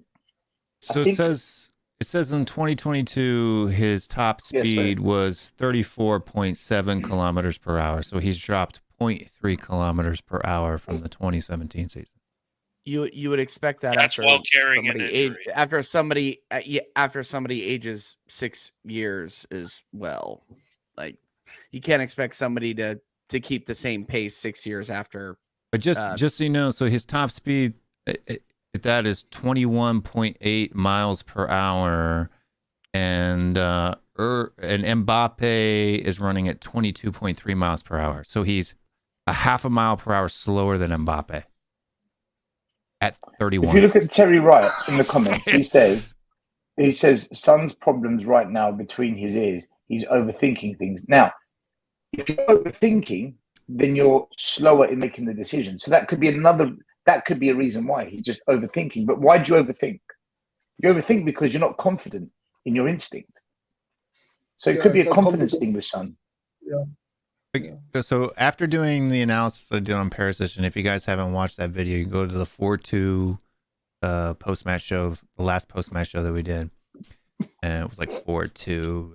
Has Perisic on the thumbnail. If you notice, Perisic, every time he tried to go to the byline, he couldn't actually beat the man and ended up bouncing off of the defender and going out of play or just going around behind the goal. If you watch Son do it today, he beat the man every time, and the balls came across the face of goal. Right, there was that one that was just behind Richarlison by maybe like I don't know, half a yard. Can you look up how many crosses Perisic got across today? One cross. And how many did Son get? 2? 2. Right. Perisic came on, and what was it? The 75th like 20 minute? minutes or something like that. Yeah. Do you know, before the season started, I said we should give it 10 games and then make a decision on what we think about players. I think we need to give it 10 games. I think we really need to give it 10 because it's our first game of the season. We had a shit preseason. We went into today's game so not ready. Our best player left us 24 hours before the season started. And it's just been a shit show. And we literally threw in a 21-year-old and said, right, you're centre-back today. You've never played in the Premier League. You've only been there 2 days. You know, it's a shit show at Spurs, man. It's an absolute shit show. That's why I led with, I said, I think it was a pretty, given consideration to all those various factors, I think it was a pretty decent performance. Because we had a terrible preseason. We probably had one of the worst in terms of actually preparing us for the season. We probably had the worst preseason of any team. Yeah, we did. It's the worst one.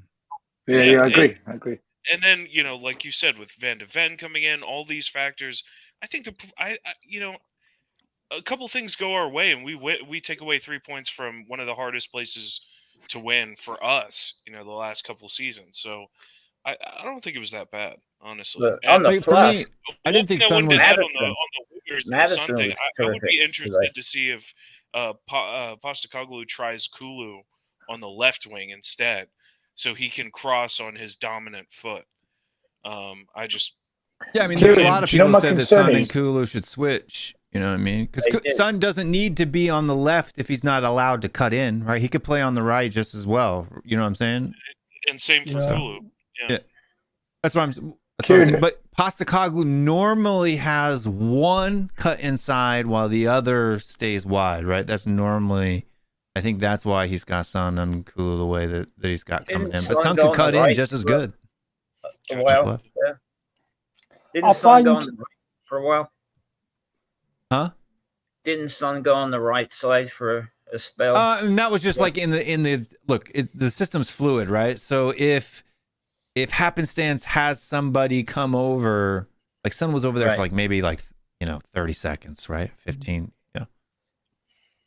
Okay. I find Kulu is using his left foot a little bit too much. It's becoming a little bit predictable, but so it's only been one game, so I'm just going to keep an eye on Kulu, see what he does in the next few games. But I find that a little bit concerning that he's using his left foot a little bit too much. But I'll keep an eye on it. The one thing that I didn't see today that I saw a lot in preseason was, I didn't see any underlaps at all. I didn't see any underlaps at all. Did you guys see any underlaps today? On either wing, I didn't see any underlaps. Really? No, I didn't. No. Yeah, so for me, that's why I think that we created less chances. You remember when Perisic was playing with Reguilon? Reguilon would do those quick, the ball would come into Perisic, and by the time Perisic even had his foot on the ball, Reguilon was already 4 or 5 yards past him, right? I didn't see that at all today, at all. I think that might be due to Brentford's system where they have 3 defenders at the back. Yeah, that's what I'm saying. Like each game, I don't think you're going to see. That's what I'm saying. Football's not cookie cutter. Each game's going to have its. We are playing against a team who's actually trying to stop us, who studied the way that we play, who watched our preseason tapes, and is trying to keep us from playing the way that we want to play. Right. So people have to remember those things. Not every player. I mean, Harry Kane didn't score every game last season. People like to pretend that he did, but he didn't. Right? He scored 2 times in 17 weeks. That first season under Conte. Right? Didn't score his third goal until December. I'm very happy with the 2-2. Away. And if you remember too, even Son in that season when even though he was the top scorer for the first 20 weeks of the season, ended up getting the Golden Boot that season, but. The thing is, Will, we said before today's game, right? We did so many shows last week, and pretty much everyone said we're going to score goals, but we're going to concede because this defense with a high line can't do it. And you saw it today. They got in behind us with every ball over the top. So many people said it was going to be 2-2 or 3-3. So today is no surprise. And this is why I'm saying I'm expecting Man United to beat us because they're not going to miss the chances they create.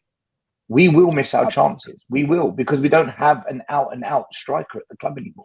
So we're going to miss chances.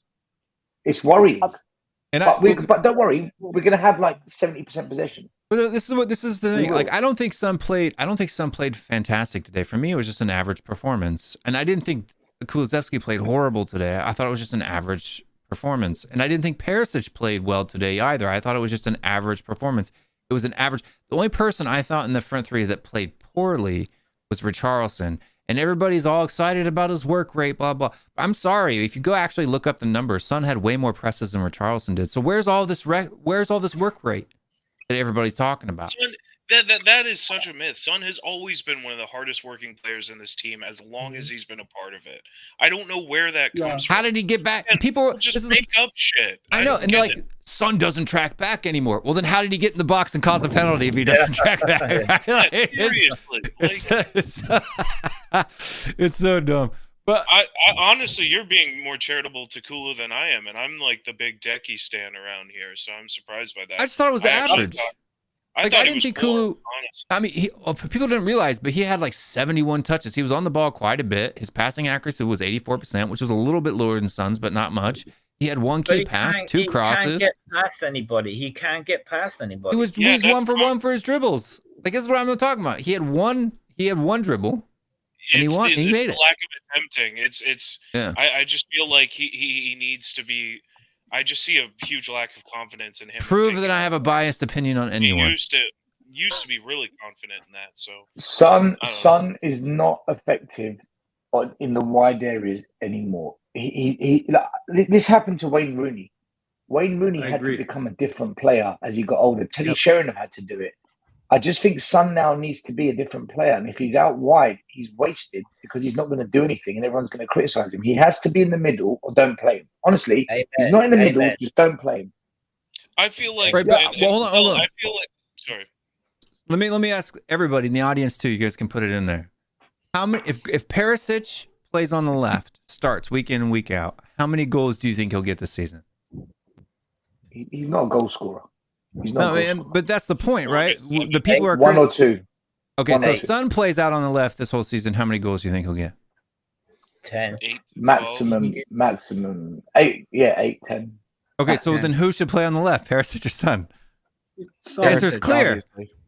Richarlison can play on the left. But then you can say, But no, hold on. If Perisic is only going to score 2, hold on, Will, 1 minute. It depends what you want from that position, because if you want someone to cross the ball into the box, then it's Perisic all day. Okay, so how many assists is Perisic going to get this season?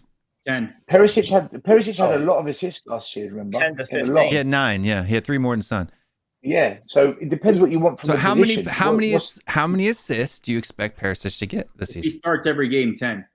10. How many assists do you think Son would get on the left this season? 7, 8. Well, now that Kane's not there, I don't know, because that partnership was big for the numbers, and then now half the partnership's gone. And that's where you get to the center of it, is that these wingers, But Perisic was assisting Kane too. Yeah. So then we need to take some off Perisic. It's a good point, Will. It's a good point. We take some off Perisic. 5. He's down to 5. And that's the thing. So they both. So then. So Son's going to score 10 goals and get 5 assists on the left. Perisic is going to get 2 goals and maybe 8 assists on the left. Who should play on the left then? No. Somebody said 2. I said 10. Perisic on the left will get about 10 goals, and he'll probably get 12 assists if he plays every game. Yeah, I don't think Perisic will score 10 goals. Did you see him miss? Did you see him miss open netters last season, like over and over and over and over again?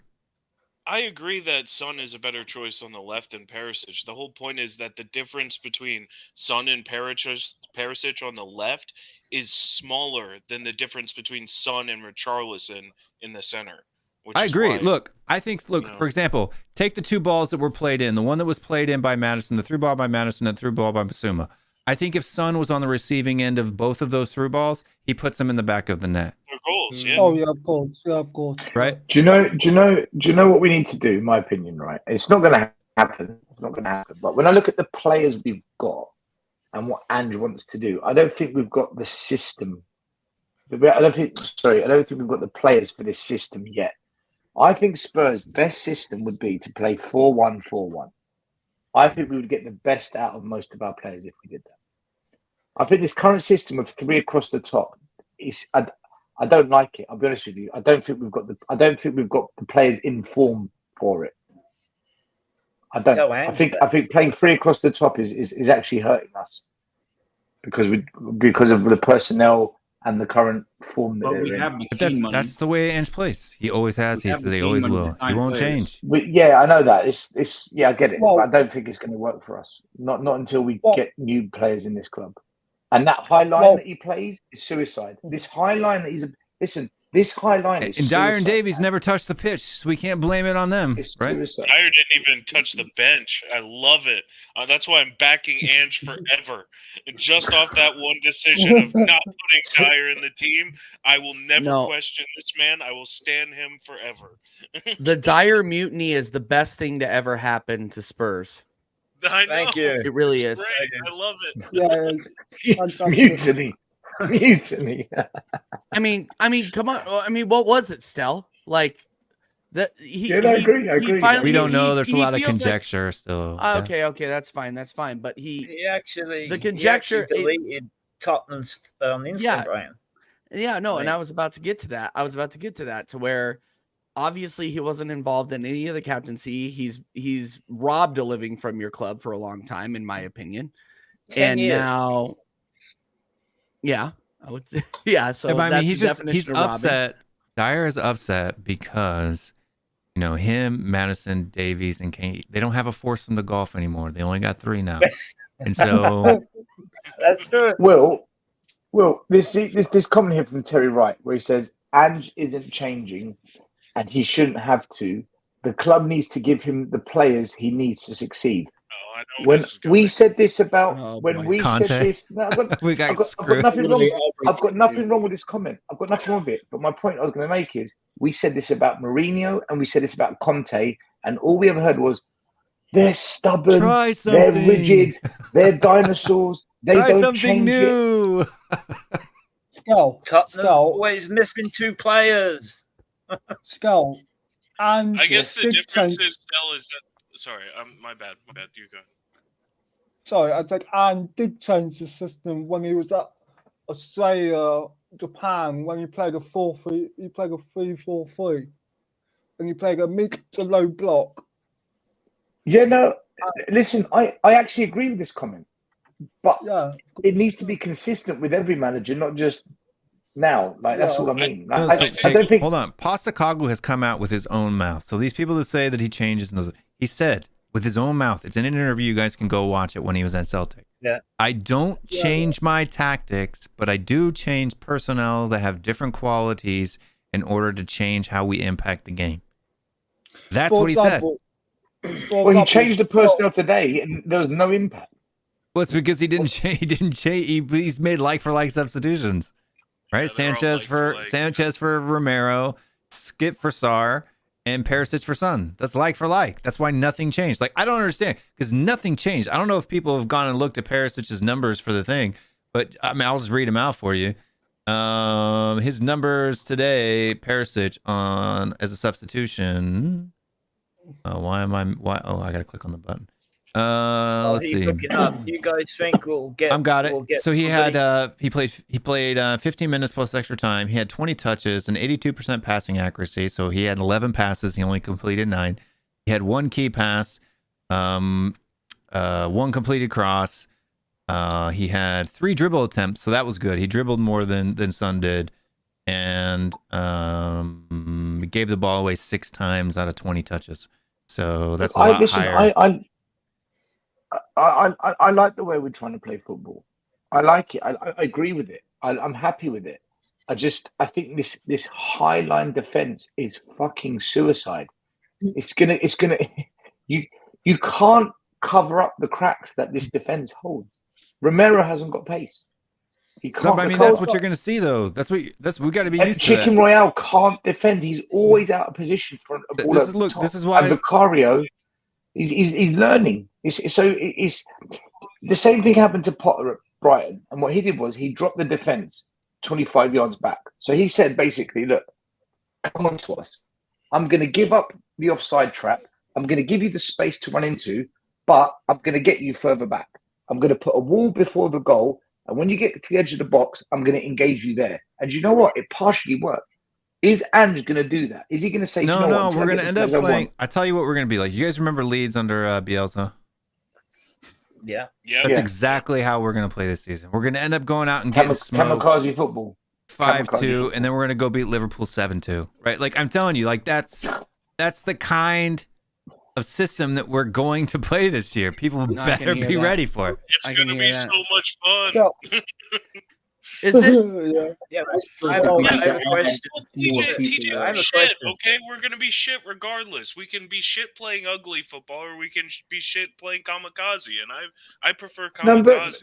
No, but I don't think we will be shit. All we've got to do, look, you've got to do one of two things. Either drop the defence further back, which is what Conte and Rooney used to do, or you've got to get the attack right so they score enough goals to negate however many we shed. So fuck it. We concede 3 goals. Make sure we score 4 or 5.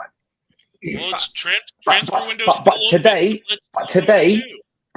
Kieran, bringing in anybody else. Go ahead. But today, when the front 3 don't do anything, and you're depending on defenders to score, then you've got the problem. This is the problem now. Mm-hmm. What'd you say, I have a question. Do you think Levy will bring anyone else in before the window shuts? No, it has to. Yeah, that was what I was saying, Will. That was what I was saying, Will. Is that we'll get one more player. We'll get one more player. We need an attacker. We need an attacker badly. Who? I just don't get how.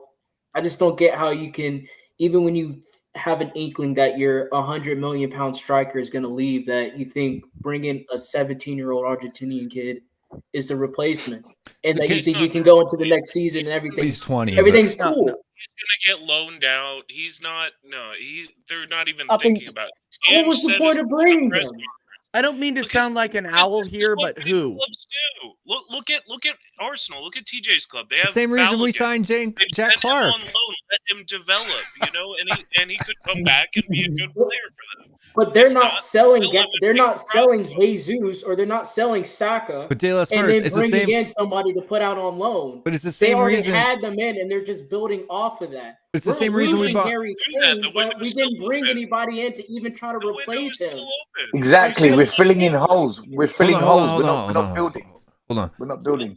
It's the same reason why we bought. Hold on. It's the same reason why we bought Jack Clark, and the same reason why we bought Troy Parrott. Right? We bring him in, we put him into the U23 squad. They don't do anything, and then we completely wasted our money.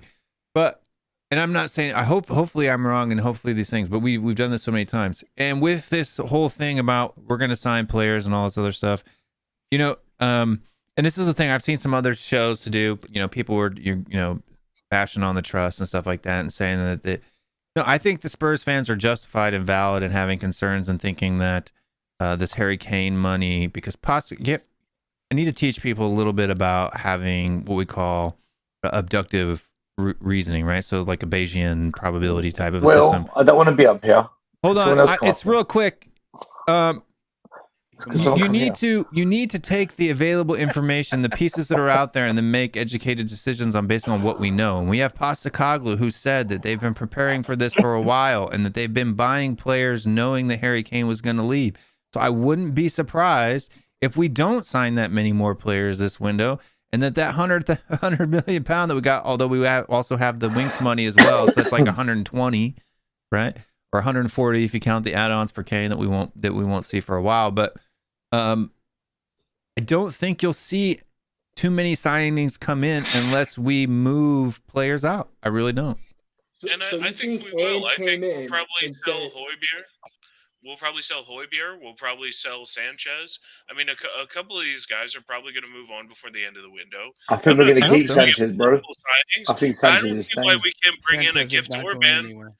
Gift Orban, who's going to cost us maybe like 30 million, and he's, a very promising player, a guy who could step up to this next level and produce, and I think this is where we're at now, is we're back to how it used to be, where we have to use, and apparently we're using data now. I'm not so sure about that based on all this. That is a misunderstood thing. Daniel Levy had a consultant meeting with a data company one time.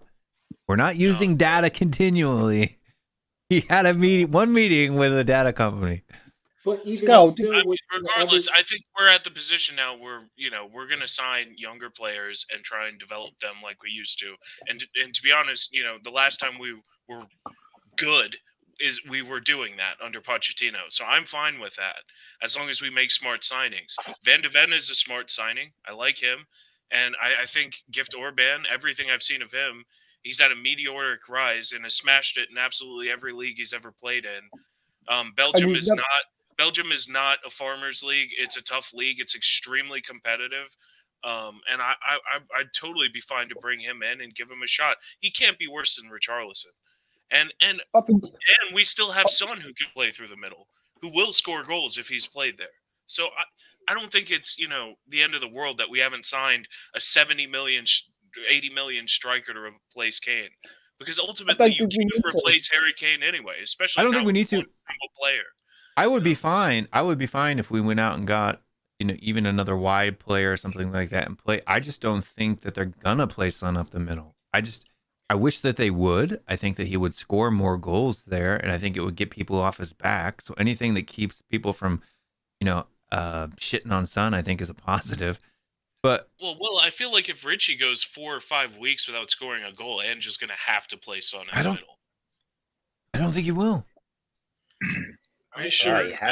He's going to have to. I think we're underestimating just how much. How many games do you give it then?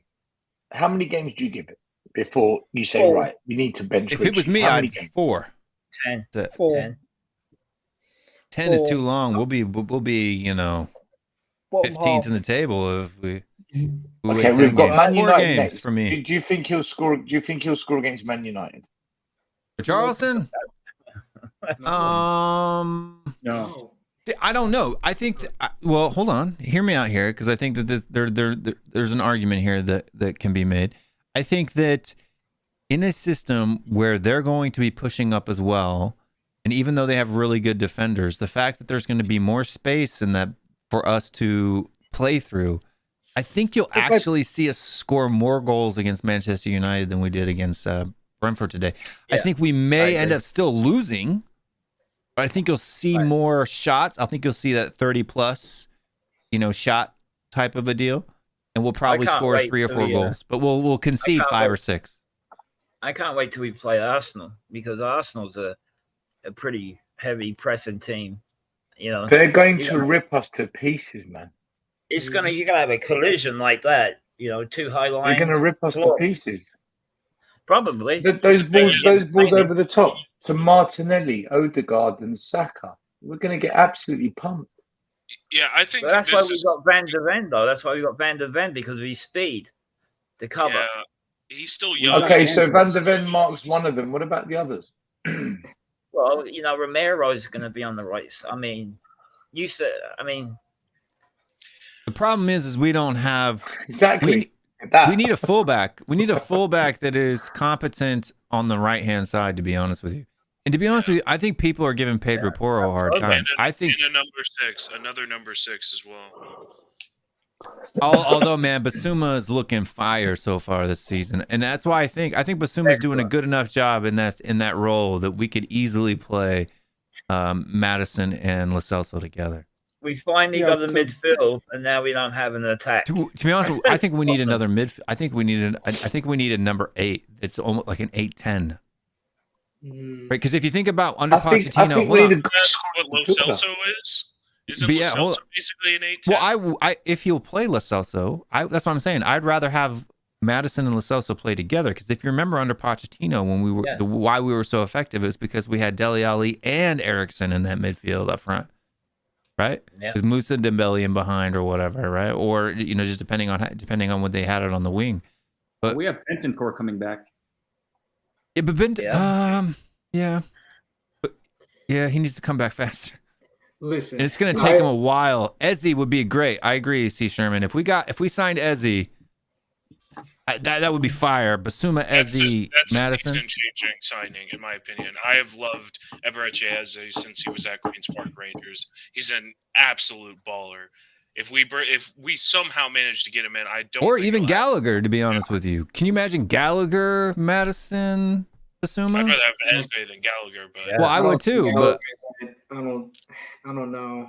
I don't. Gallagher started Maddison was man in the match today, no doubt.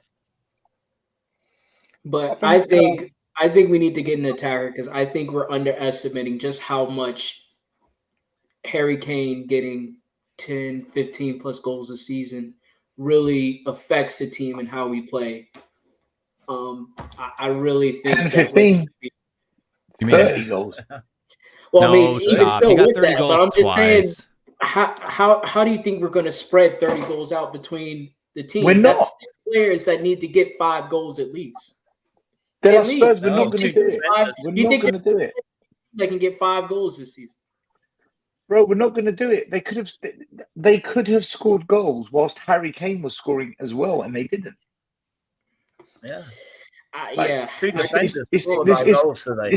this myth that people say, oh, but we're not going to lose 30 goals because everyone's going to step up and get them. Like, who? There's only 3 Who's times in gonna Harry step Kane's up? career when he got close to 30 goals, by the way, in the league. Okay, 20 goals, whatever. Who's going to step up? Richarlison. well, I mean, Maddison is going to give probably 25 to 30 goal contributions this season. Hopefully. Udogie, I would say, is at least going to get 3 to 5 goals this season. Coming inside, coming into the box.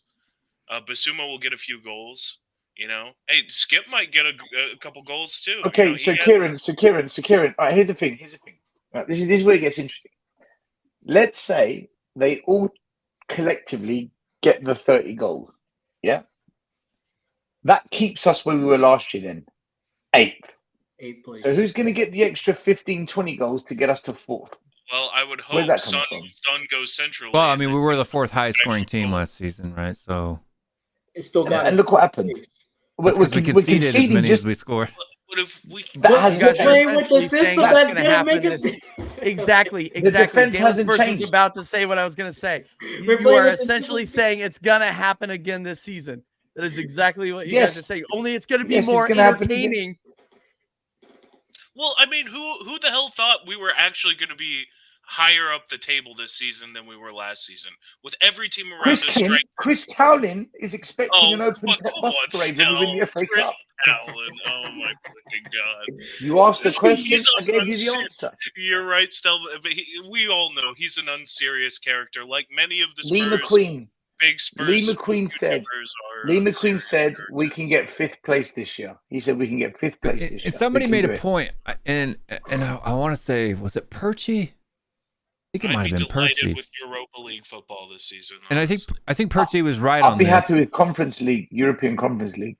I'll take it. Yes. I think Perchy. me I think too. Perchy was right when he said that it might be worth a look of putting Decky in the midfield and have Poro and Solomon as the right wingers in the rotation. Poro's a there. winger, yes. Poro's I mean, a winger, yes. Gonna have Decky the then leg would have to be a to be sub in the for midfield. Madison. I don't All see right. you playing Decky and Madison together in the Why three. not? Because I look, I love Decky, but he's literally my picture on the screen right now. But defensively, he's not the best. And Yeah, if he's you've pretty got good Madison- defensively. Decky ever played? I think he's better than Skip defensively. I don't think That- Yeah, he has. I don't know about that. He played for Maybe in Juventus in terms of midfield. in positioning, he's probably better than Skip. But in terms of like tackles, interceptions, stuff like that, Skip is still. better. I think if you put him in that role, he would do it pretty dang well. I mean, he himself, Decky He's himself, strong. said He his- wins the his ball. true- he says his true position is a number 10. So Would Ducky be able to play that box-to-box role that Skip plays? Yeah, that's what I'm saying. Yeah. I just don't know. I don't know. I don't think he has. I mean, the he's legs great for in that. transition. So in terms of getting the ball in the half turn and going forward, Breaking the press, he's press resistant somewhat. You know, I just don't like. I there was a can't time-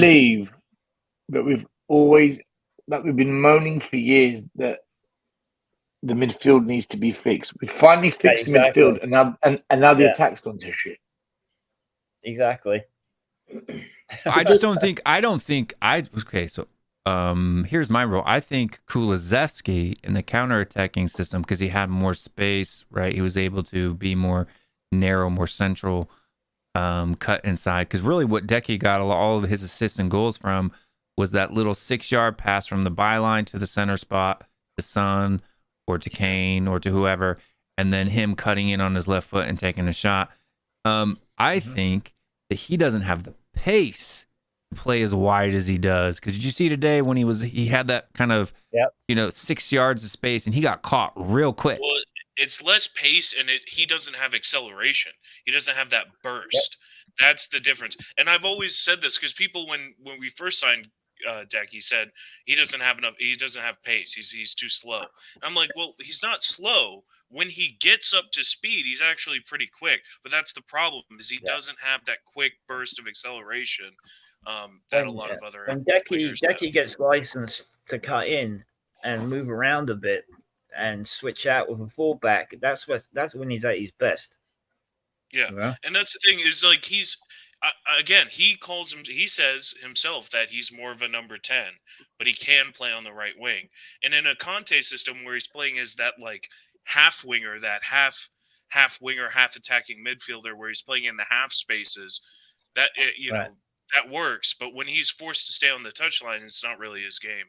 So yeah, I mean, I could see him playing in the midfield. It's just I don't know if you'd play him with Maddison. I don't think Angie's going to change. Angie's not going to change his system or switch players around. I don't see it. He's not going to play the system, but I could see.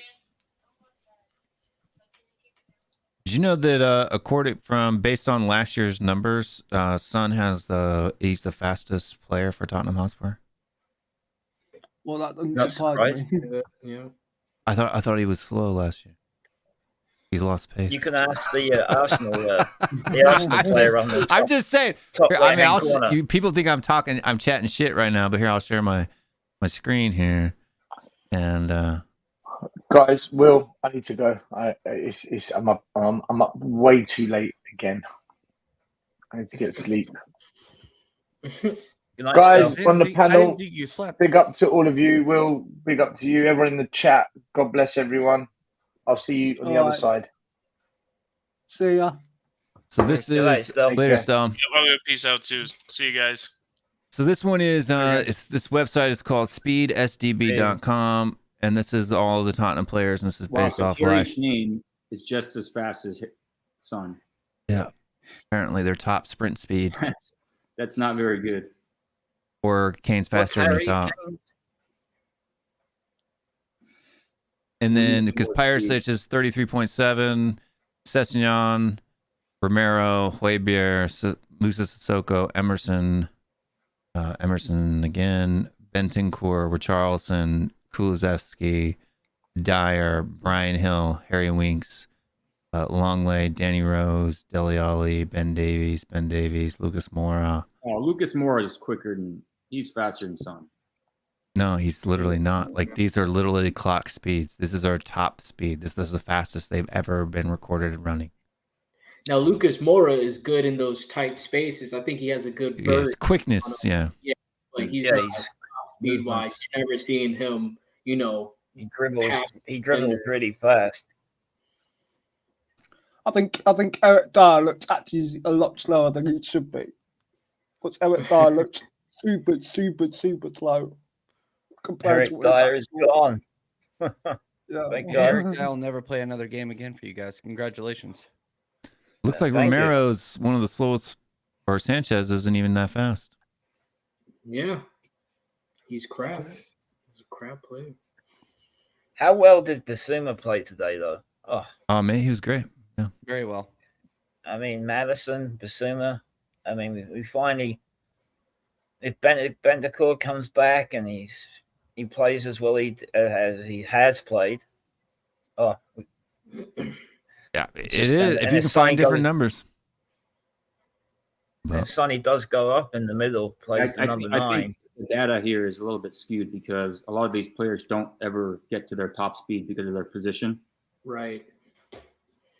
But I think that's also what people are referring to. Yeah, but Luke, that's not the case for Lucas Moura. Yeah, but Lucas Moura, I mean, I don't know. Last year, how many times did he play? Like, five games. But think about it. They come from a stopwatch in a training ground, or actually when they're playing.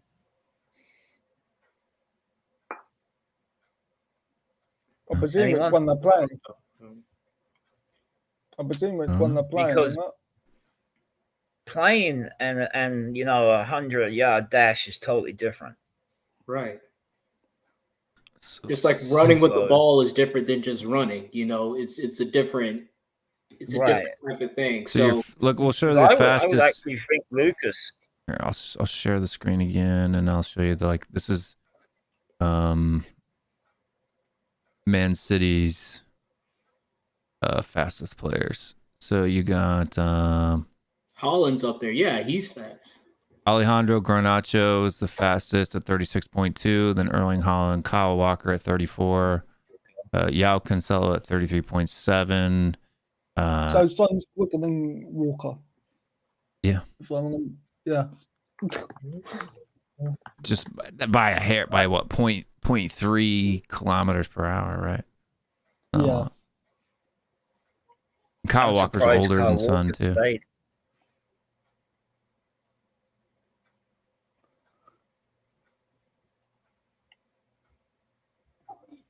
All right. So, I mean, Son could lose a good 3 to 4 kilometers per hour before he's considered slow, right? So. No, he's not slow. And by the way, for the record, I didn't say he was slow. I just said he loses pace like anybody else would over 6 years. Yeah, he's somebody in the chat said, "Oh yeah, ask the Arsenal guy." No, like you can admit, as you get older, you lose pace. That's just the way it is.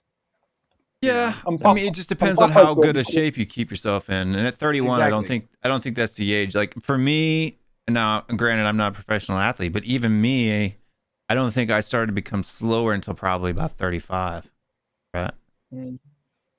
35, 36 is when I start feeling slow. Like, for example, Son could carry on until he's about 33, 34 and still be quick. For all we know. We don't know yet. I just think that Son, at this point in his career, he's more Real Madrid Ronaldo. Apparently, Sven Botman is the fastest person. Sven Botman is the fastest recorded player. He's got 39.2 kilometers per hour. Darwin Núñez at 38. Kylian Mbappe at 37.9. Murdoch at 36.63. Ousmane Dembele 36.6. Traore at 36.6. Rafael Leao 36.5. I think this data is pretty accurate. I mean, those players seem like Alphonso Davies 36.2. Hakimi at 36.3.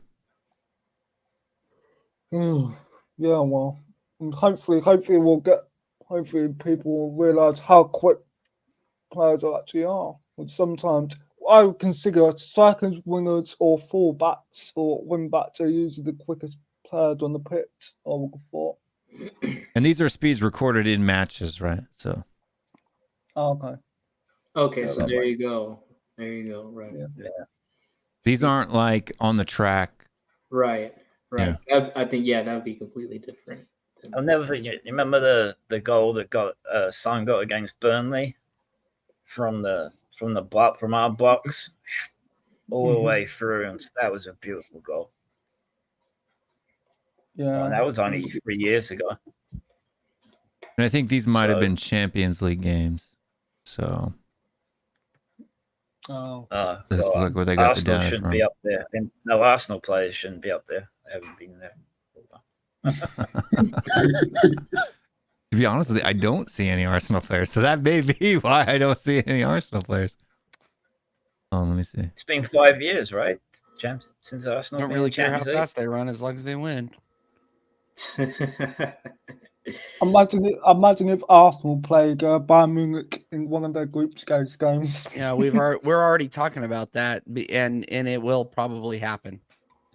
Oh man, It's just kind No, of that's 100% right. There are no Arsenal players because this is from the 22-23 Champions League matches. That's where they got the data from. Well, Arsenal are back. So No. let's see. How do you think Arsenal do this season, TJ? Second place. Ooh. Again. You don't think it's good enough for first? No, not at all. Did you see us against Nottingham Forest? Honestly, I don't think Arsenal.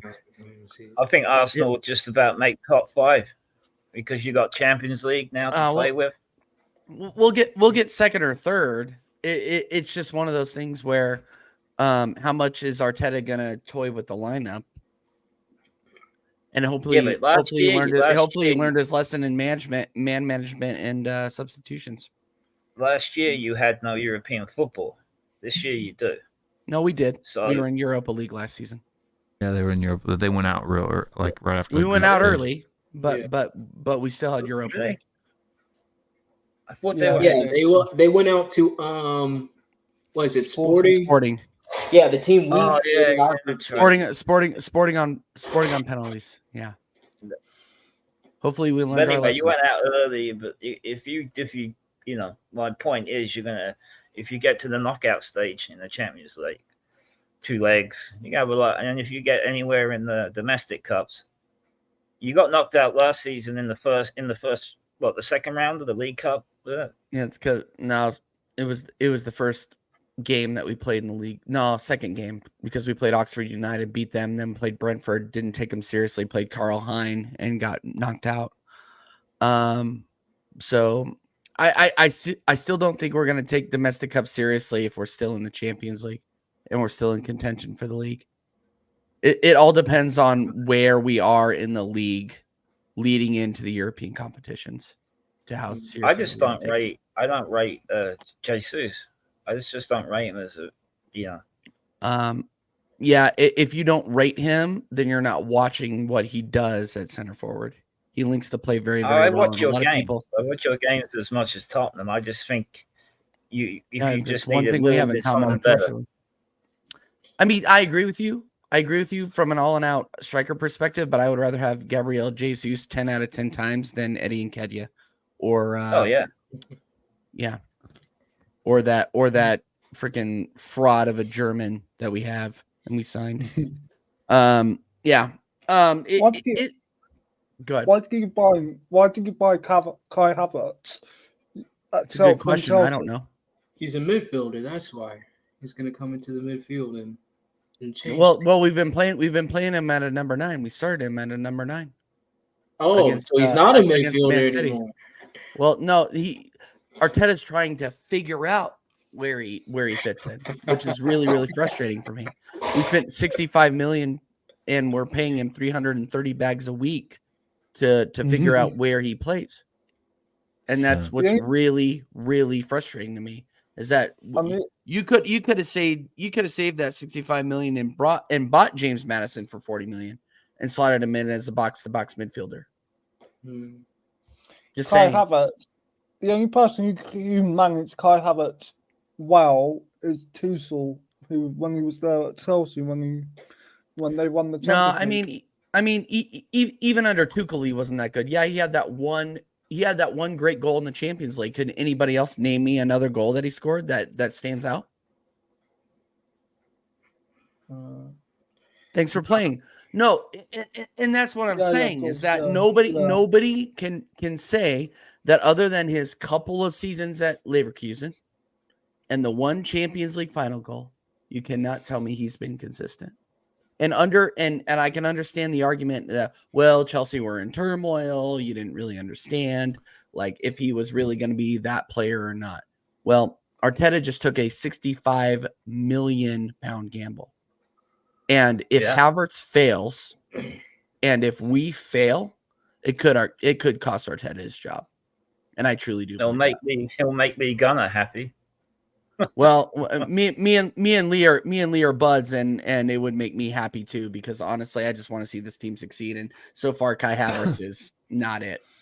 It's not it. So you're an Arteta out. I am Arteta is on watch guy. Okay. I'm not Arteta out. I'm not Arteta out. And like, look, me and Lee, like, I don't talk to him that often. He's been on my show like once, and I just, you know, Lee is what got me into YouTube. Lee and Troops are who got me into YouTube, right? And I don't agree 100% with what either of them say, because I have my own opinions, but my opinions are informed by him. But at the same time, it's like at some point you have to draw a line. At some point you have to draw a line, right? Yeah, at some point you have to draw a line, and I have to draw a line with Arteta this season to say he has to get a trophy. He has to, otherwise he has to go. We're on our longest trophy drought, our longest Premier League trophy drought ever right now. So 20 years. What's the standard? Yeah, what's the standard? We have to win. Yeah, but you got to take. We have to do. You got to take the Man City situation. The Man City situation is. I mean. So what we were dealing with? We were dealing with the Manchester United situation back in the aughts. What's the difference? I do what I want. It's a different kind of monster. It's a different kind of sauce. Yeah. Not really. Man United won the treble. Did Man United have Haaland 20 years ago? They had the player equivalent to what Man City has now. So you think the Man U 20 years ago is the same as Man City today? They're on the level. They both won the treble. They both won European championships. What's the difference? Well, that's just saying. That's just going for stats and things like that. I know. I mean, stats are a tough thing to argue with. I think City's going to win the treble again. I don't. Not the quad. I don't think so. I don't think they're going to win. They're not going to win the treble again, but they may win the double. I think they may win the FA Cup and the Premier League again. I don't think they'll win the Champions League again. If they take it, the reason I say it is because they got nothing else to shoot for. What else is Pep going to rally them around? He's going to say, being the first club in Premier League history to win it 4 in a row. Yep, exactly. Yeah, exactly. They have plenty to motivate him. They have plenty to motivate him. I mean, you saw Pep after the Burnley game. They just won 3-0. He was dressing down Holland, disciplining him like a bad child. Like, Parent Mickey Van de Ven's got a 36 kilometers per hour. I guess he's the fastest player at Spurs now. So that's what he recorded in the Bundesliga last season. Merv, they won they won the Prem back in 2013. What are you talking about? Man U, what are you talking about? They've won the league since then. Some of the people in the chat are ridiculous. They know it's not that they're ridiculous. They just don't check numbers. Right? Okay, thank you. Yeah. Thank you. You're right. Sorry, Deja. All I'm saying is that I think Man City, that's the thing that's going to fire them this season, is get the quad. Because if I was Pep, they're not gonna win the League Cup and the FA Cup again. They're just I think they're not going to quad in 4 in a row. Right. Oh, the quad in 4 in a row. 4 in a row, they may win. I have them winning the league again for sure. But to pulling a quadruple, they're not going to do it. How do you think Man City will deal with the aspect of De Bruyne aging and possibly getting rid of Mahrez recently and having to bring Paqueta into the squad if they do buy him? How do you guys think they will deal with that situation? Because at the moment it seems like they're going through a transition season, but they're still winning things. Who would have thought? Well, I think there's. I'm sorry. What were you saying? Oh, sorry. I had a different thought process, and I don't want to derail you. Sorry. Carry on. No, go ahead, man. You were talking first. Sometimes I have brain farts and just start talking. So. I didn't quite catch the question. Yeah. One more time. Sorry. I said, what do you think Man City will do if they're going to replace possibly De Bruyne next year, possibly in the next year, depending, because he's 31, I think. 33, I think. So he is getting on a bit, and he did go down the other day with an injury. So they are going to have to replace him at some point, and they're having to replace Mahrez as well. So yeah, Mahrez didn't really play as much as people think he did. He's a good player, but he wasn't on the pitch as often as like KDB was, right? KDB. Yeah, his impact is so big. It's just that it seems like every time he does come on, it's like he didn't use the game. But Pep didn't use De Bruyne that much last year. Well, he's injured a lot of the season. But I think for Man City, they'll just go out and buy another KDB when they get him. So True. I think the thing with Man City is that with their recruitment, I think they've done well in having some of those spots, not saying they're replenished, but it seems like they're going to be working on those areas, but they secured the other areas. Like, I'm not worried about their defense, and I'm not worried about their attacking. So it's like when they address the midfield, they can address the midfield without worrying about the, about their upfront options or their defense. They're not really, Mahrez is a loss, but like you guys said, he hasn't been used a lot.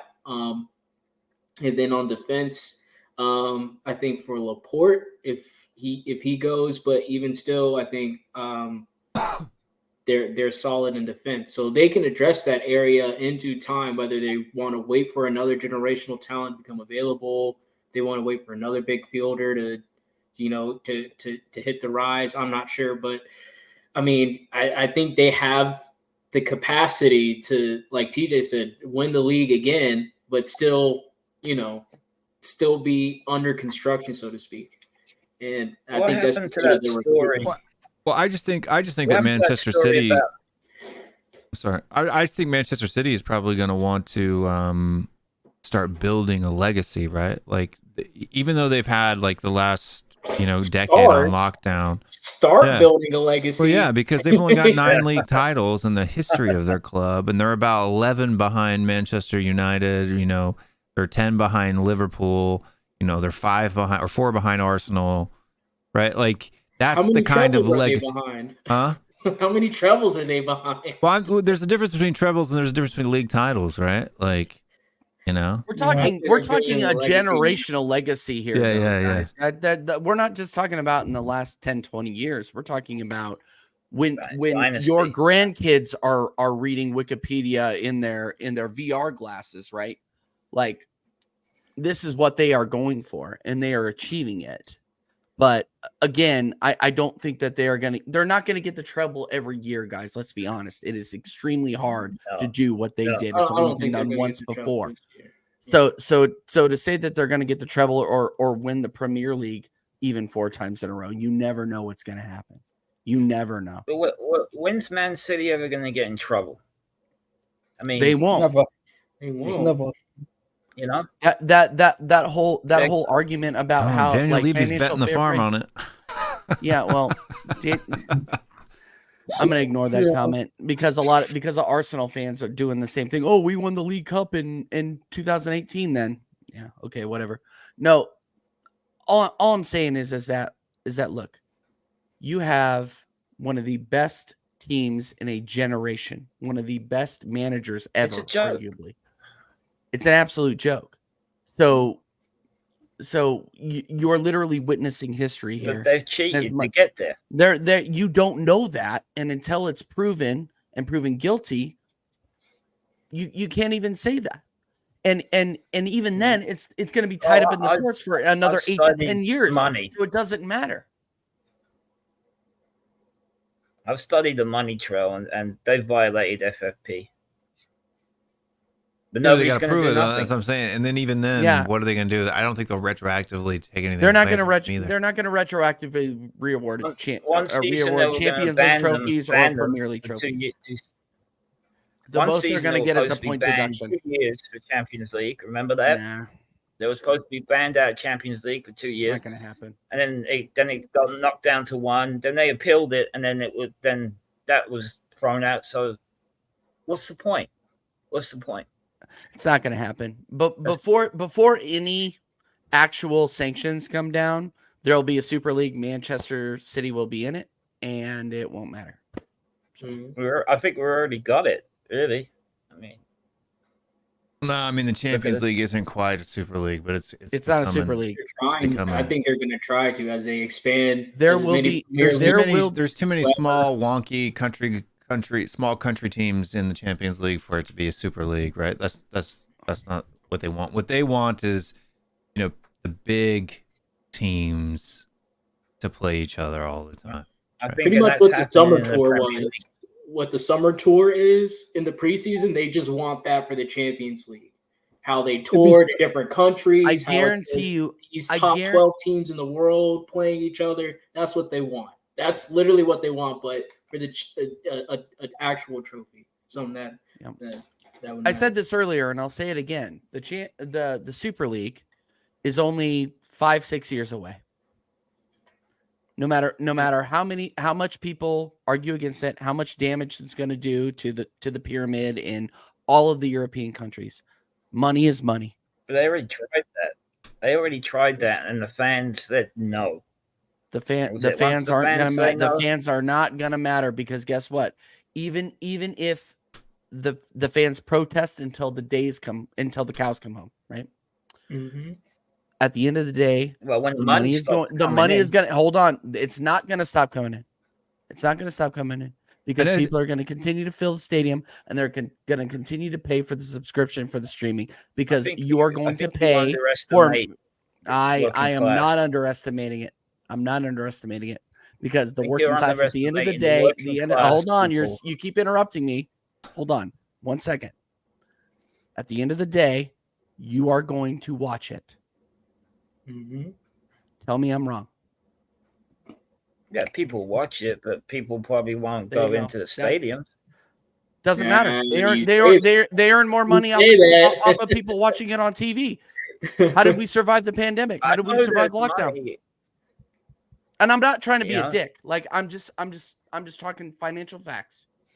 And like and then I think when the Super League came out, I kind of said what TJ is saying then, and trust me, I got a lot of heat from it then too.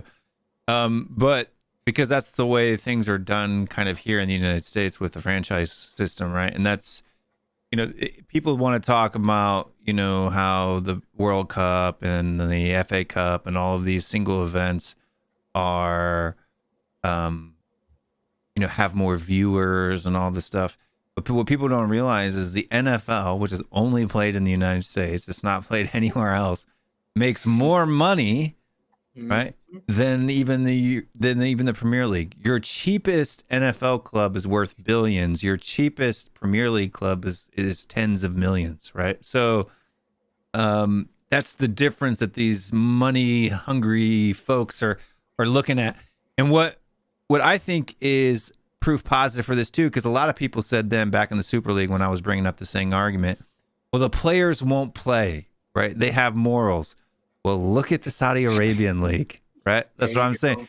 The money is popped out, and people have completely thrown any type of, I've got this particular stance on this, that, and the other thing, and they're following the cash, right? Like, and once that cash, I can guarantee you, if a team plays in the Super League, the amount of cash that they'll be able to play these players will be ridiculous, right? We're not talking, 100, or 100,000 pounds a week, or 200 or 500,000. You're talking like 800,000-900,000 pounds a week to play for teams in the Super League. Back to Saudi Arabia. Yeah. So football just becomes a class system then. It just becomes, it is now. It is now. But, I mean, look at Tottenham right now with we pay the most, right, for season tickets. We're pushing out the working class people.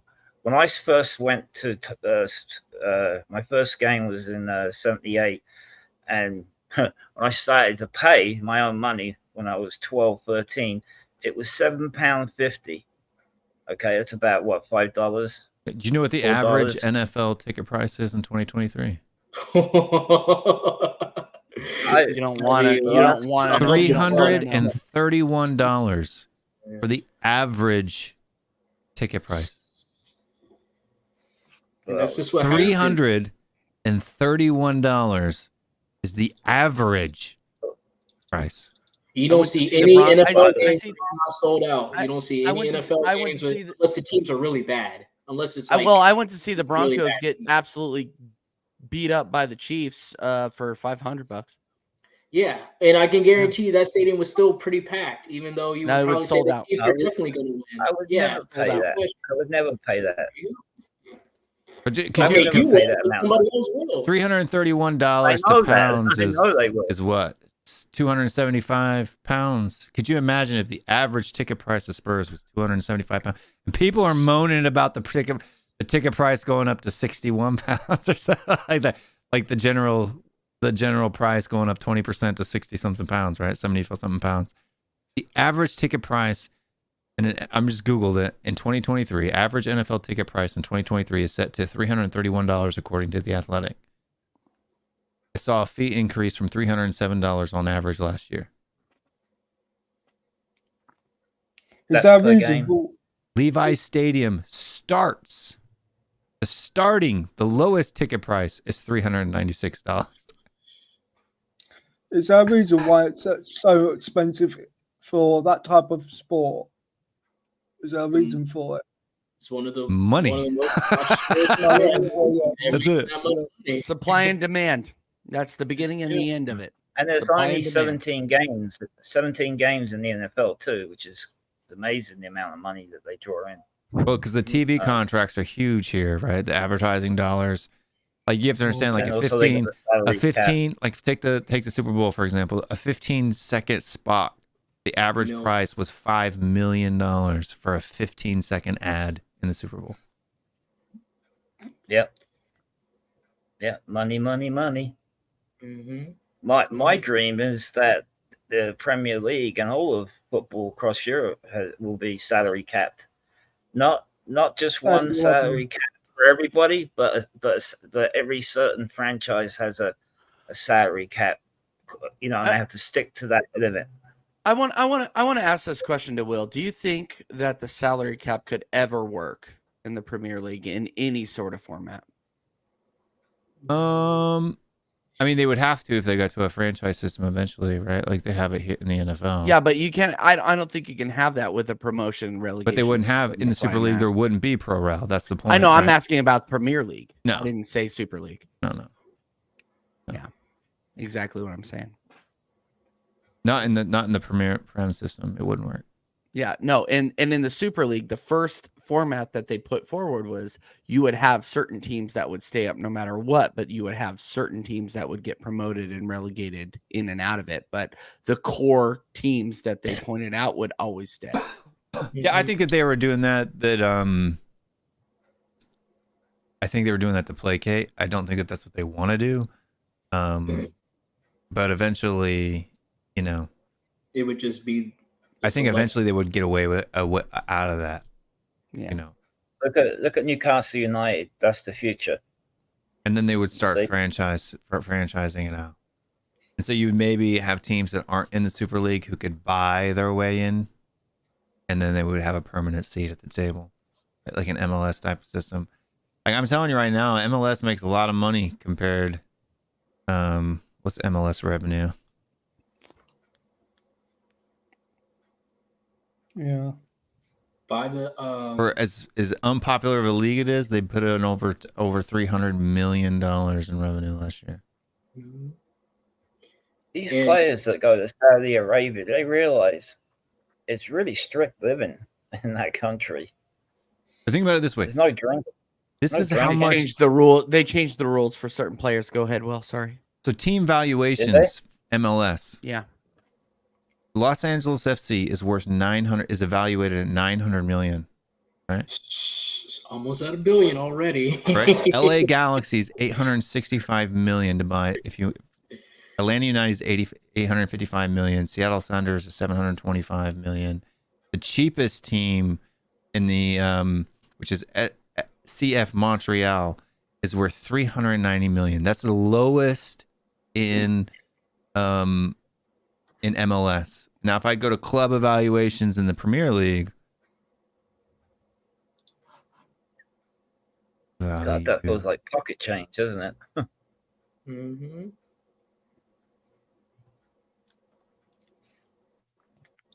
all right. So Premier League valuations, their lowest is 100. Bournemouth is only worth 145. So the lowest, the smallest club in MLS is worth 2 times the amount of money as Bournemouth, Nottingham Forest, and even Brentford is only worth $200 million. Eat your heart out, Michael B. Jordan. So 390 is the cheapest one. You have to go all the way up to the 11th spot on the table with Leeds United at 380 million from last season's table. Brentford is 200 million. 200 million. So about 190 million less. We only got a draw today. That's why you're gonna start seeing like people like Tom Brady or LeBron James or whoever, because those guys are almost billionaires at this point. They're gonna start buying little pockets of ownership. LeBron James already owns a club, doesn't he? Yeah, Tom Brady just bought. Tom Brady just bought shares in Birmingham City. Yeah. So doesn't LeBron James own part of Leeds? I don't know I forgot what club it is, but I know it's in the Premier League. I thought it was Liverpool. Yeah, Sherman, Birmingham. It might City. be Liverpool. It was announced this week. Even actors. Ryan Reynolds bought Wrexham. Wrexham, yeah. Yeah, Liverpool. He owns a 2% stake in Liverpool. Nice buy. Bought it for 6.5 million. I can see a lot of changes in the next 20 years. Oh yeah, just wait till the World Cup in 2026. You're going to see a huge American interest in football just shoot up from there. Because I think we haven't had one since like the 90s. I don't think 94. Yeah, before MLS so you're even existed. All this money we have now. As soon as the World Cup comes over, we already got Messi over here in our backyard. Once whoever comes in, Mbappe, I guess Neymar if he's still playing. But I mean, like, your superstars come in. Yeah, you're going to see a huge in football, in the whole football world. And I think Jay-Z just has what did he do? He got like a managing agency that it's got an agency. Yeah, he bought like some agency in Brazil, so now he's representing a bunch of Brazil players, some of the premier of the Brazil team. So the American interest is going to continue to go up, up, up, up, and up. Oh yeah, but those are people with the money. Do you think? How long do you think it's till we get an American team playing in the Premier League? I don't know the rules, so I don't know if that. You're never gonna see that. But what you will see is Champions League finals being played and semifinals being played in the United States. Yeah, that'd be And I will be there because I am shameless. Yeah, I'll be there. They'll sell that puppy out in a day. Oh yeah. But let's say if they did leave it, for example, an American team have to start off from the conference and they just go way up in the Premier League. I think that will bring the interest of American football really up. We're just not nearly our teams are just not nearly as good as yours. Like Messi came over here and immediately made an impact on Inter Miami just by being there. You know what I mean? I'm One like player, 20 years, like a 20-year. I mean, yeah. Eventually, I think there will be an international league across the Atlantic in the next 10 years. You never know. You feel it. Like we've got in Tottenham, we got 2 NFL games per season. I know. Yeah, that's why I called Tottenham Hotspur Stadium the temporary home of the Jacksonville Jaguars. Mm-hmm. So, yeah, I can definitely see like maybe a Premier League, a mid-season Premier League game being played over here within the next 5 years. Honestly, 100%. I can definitely see that. Yeah. Who owns there? Sorry. games. I was just quickly saying, how many games per season is there from the NFL playing in England per 2 season? I think it's only right now. two There's 2. 2. There's just 2. Yeah. 2. There's none played at Wembley. No. There's 2. No, there. I thought there was one. No, the Broncos played at Wembley last season. Yeah, I thought it So was there, more I just- think there's 2. I think there's 2 played at Wembley and 2 played at Tottenham Hotspur. I'm pretty Yeah, sure. I think it's like the Double there's check me on one- that. no, Will there's double one- check me. There's one game. So in the 2023, there's one game played at Wembley. So Atlanta and Jacksonville played at Wembley, and then 2 are played at Tottenham Hotspur. Okay. Yeah. Okay. Yeah. and we'll So- continue that. 3 games total. Does anyone? Does any of the NFL teams own, or does any of the NFL teams just play at Tottenham Stadium? For example, the Jaguars. I forgot what they're called. Yeah, Jacksonville Jaguars are playing 2 games in England this year. 1 at Wembley, 1 at Tottenham, and then you have Baltimore and Tennessee playing at Tottenham. Oh, okay. Oh, So- I have to. No, Tennessee Titans. I'm so conflicted. But you also got, I think it was, I want to say that I think if you combine, so MLS right now is the 3rd most popular professional league in the United States. It actually surpassed the NHL last year. And then, Really? and then soccer in general, if you count EPL, MLS, and Liga MX, is the 2nd most watched sport in the United States. Wow. No. So, That's impressive. Yeah. Very impressive. that's why I think the EPL got a huge new contract with NBC for the Premier League rights. Mm-hmm. Ton of money. What's the biggest stadium that holds the Super Bowl? 80,000, something like that. Hold on, what's this? So Tottenham could hold the Super Bowl. There might be some in the hundreds. Hold on. let me check. If there was going to be a stadium that would hold the Super Bowl, it would Largest. probably be Wembley, just due to name. Yeah, so the largest, MetLife is 82.5, and that's the largest stadium in the NFL. MetLife held Super Bowl 47 when the Broncos got beat up by the Seahawks. Yeah, I remember that because that was awful. An awful The night in my Cowboys life. doesn't the Cowboys have the biggest stadium around No. 100,000? no, the AT&T MetLife. Stadium is it can hold 100,000 fans, but they don't ever pack it out that way. Which It stadium depends in on the- America has So when they do it in concert mode, which means that half of the playing surface is covered in chairs, it can do 138,000.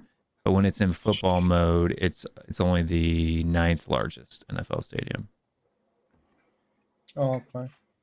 and that includes all the executive suites and everything like that. Because Daniel Levy will probably want to host a Super Bowl. at some Arrowhead point. Stadium is the 7th largest with 76,000 seats. 20 minutes from my house, by the way. Cannot wait. Cannot wait for the NFL season to start. Let's go. Mercedes-Benz, which they just built in Atlanta, is the 2nd largest. Mm-hmm. I was looking at a picture of And I guess in Joe Louis. 2023, the new one that they just built for the Minnesota Vikings, US Bank Stadium, is the largest. Oh yeah, that's pretty big. That's pretty big. Do you think if Joe Louis gets indicted and gets prison time, do you think he'll sell Tottenham? No. He'll have to sell his shares in Tottenham, I think. Yeah, of course. But he won't sell it. I mean, it's owned by a group, right? So Yeah, well, Enix, the well, yeah, no, but he'll have to sell his shares in Enoch, but he won't. he's got the majority. That ownership, but that ownership group still holds control. So it's not like he's gonna go. Whoever buys his shares are gonna go in there and like rip up trees and change the way the club is run. Right. We ran this down when we had the breaking news shows on this channel, and while we were all excited about, hey, does this change things at Tottenham Hotspur immediately? No, it doesn't. But yeah, that's you what may I said. have somebody. Yeah, you may have somebody come in that will change things over time, but over the next 5-6 years, probably not. Yeah, well, I just want them out. I want Enoch out of Tottenham. And then if you're just talking seats, so if you're not talking about expansion capability, the order's a bit different. You got MetLife, then Lambeau Field, Green Bay Packers, AT&T is third, Arrowhead's fourth, Denver Mile High is fifth, Bank of America sixth. What about my team, the New England Patriots? New England Patriots isn't that big. Their stadium's actually pretty small. It's about 60,000. Yeah, Gillette is small. 66,000, 22nd in the league. Yeah, 66,878. Yeah, that stadium's actually pretty old. There, it was open in 2002, so it's almost.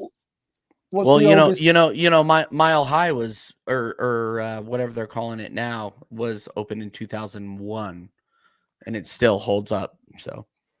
Yeah, Mile High. It's Empower Field. Empower Field, yeah. They change their sponsors like every 3 years. Well, Arrowhead was built in 1972, and that thing's freaking enormous. Well, I know exactly. Well, no, but here's the thing: is they just now got a sponsor, GHA.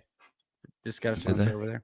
Yeah, I tell you what, GHA Field at Arrowhead now. So I grew up in Blue Springs, Missouri. For people that are watching the show that don't know, and I'm gonna tell you what: when you sit in that upper deck at Arrowhead, it's like scary. Man. You feel like you're gonna fall out. You will fall. You have one. You have like one beer this, bro.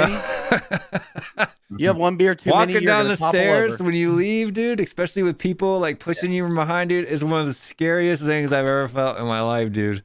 Because you are like, it is the angle is like that. Yeah, and I grew up in Denver. So I grew up at Mile High and Invesco Field when it was Invesco Field at Mile High.